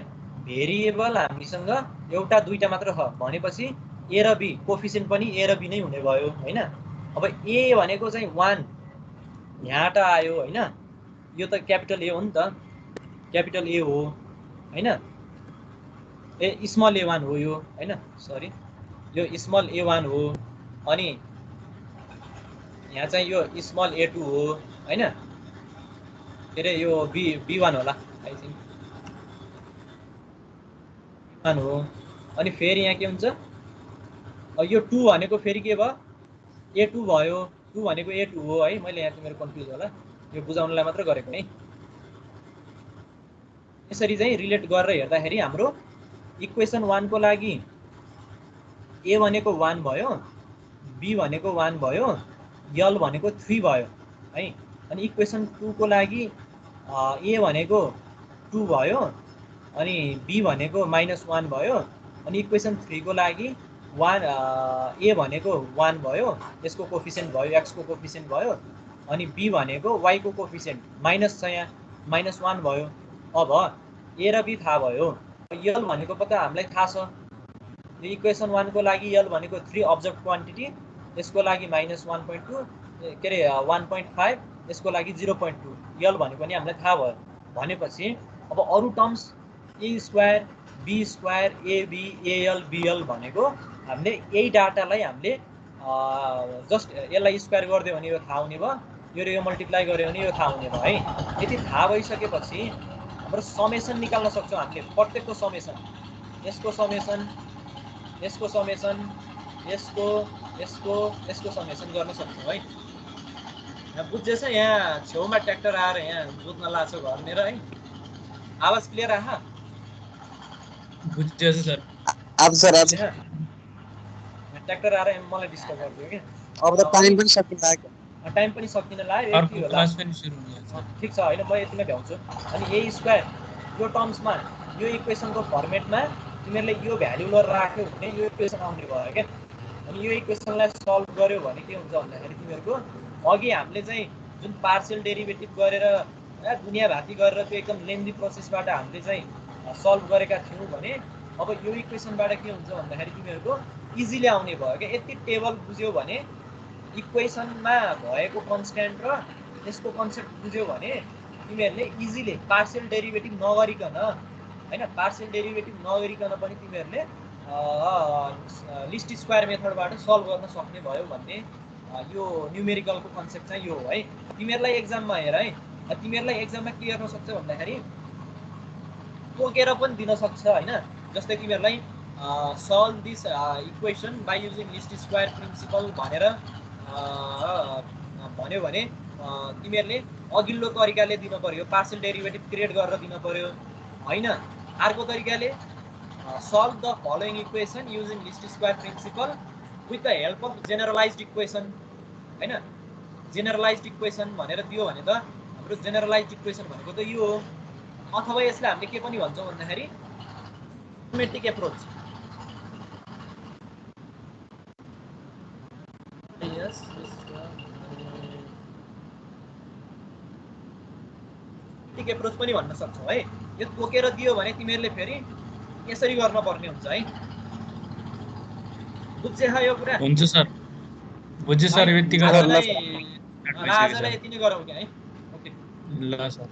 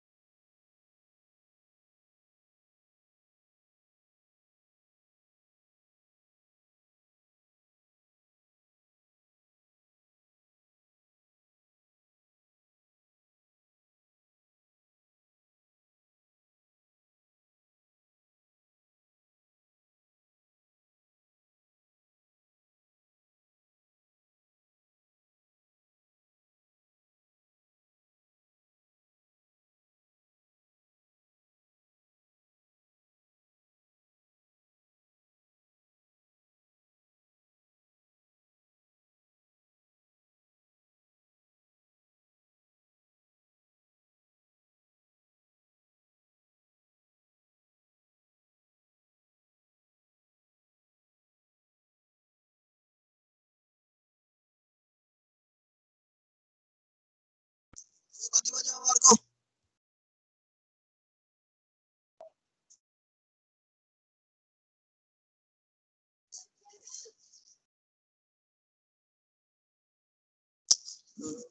एउटा क्लास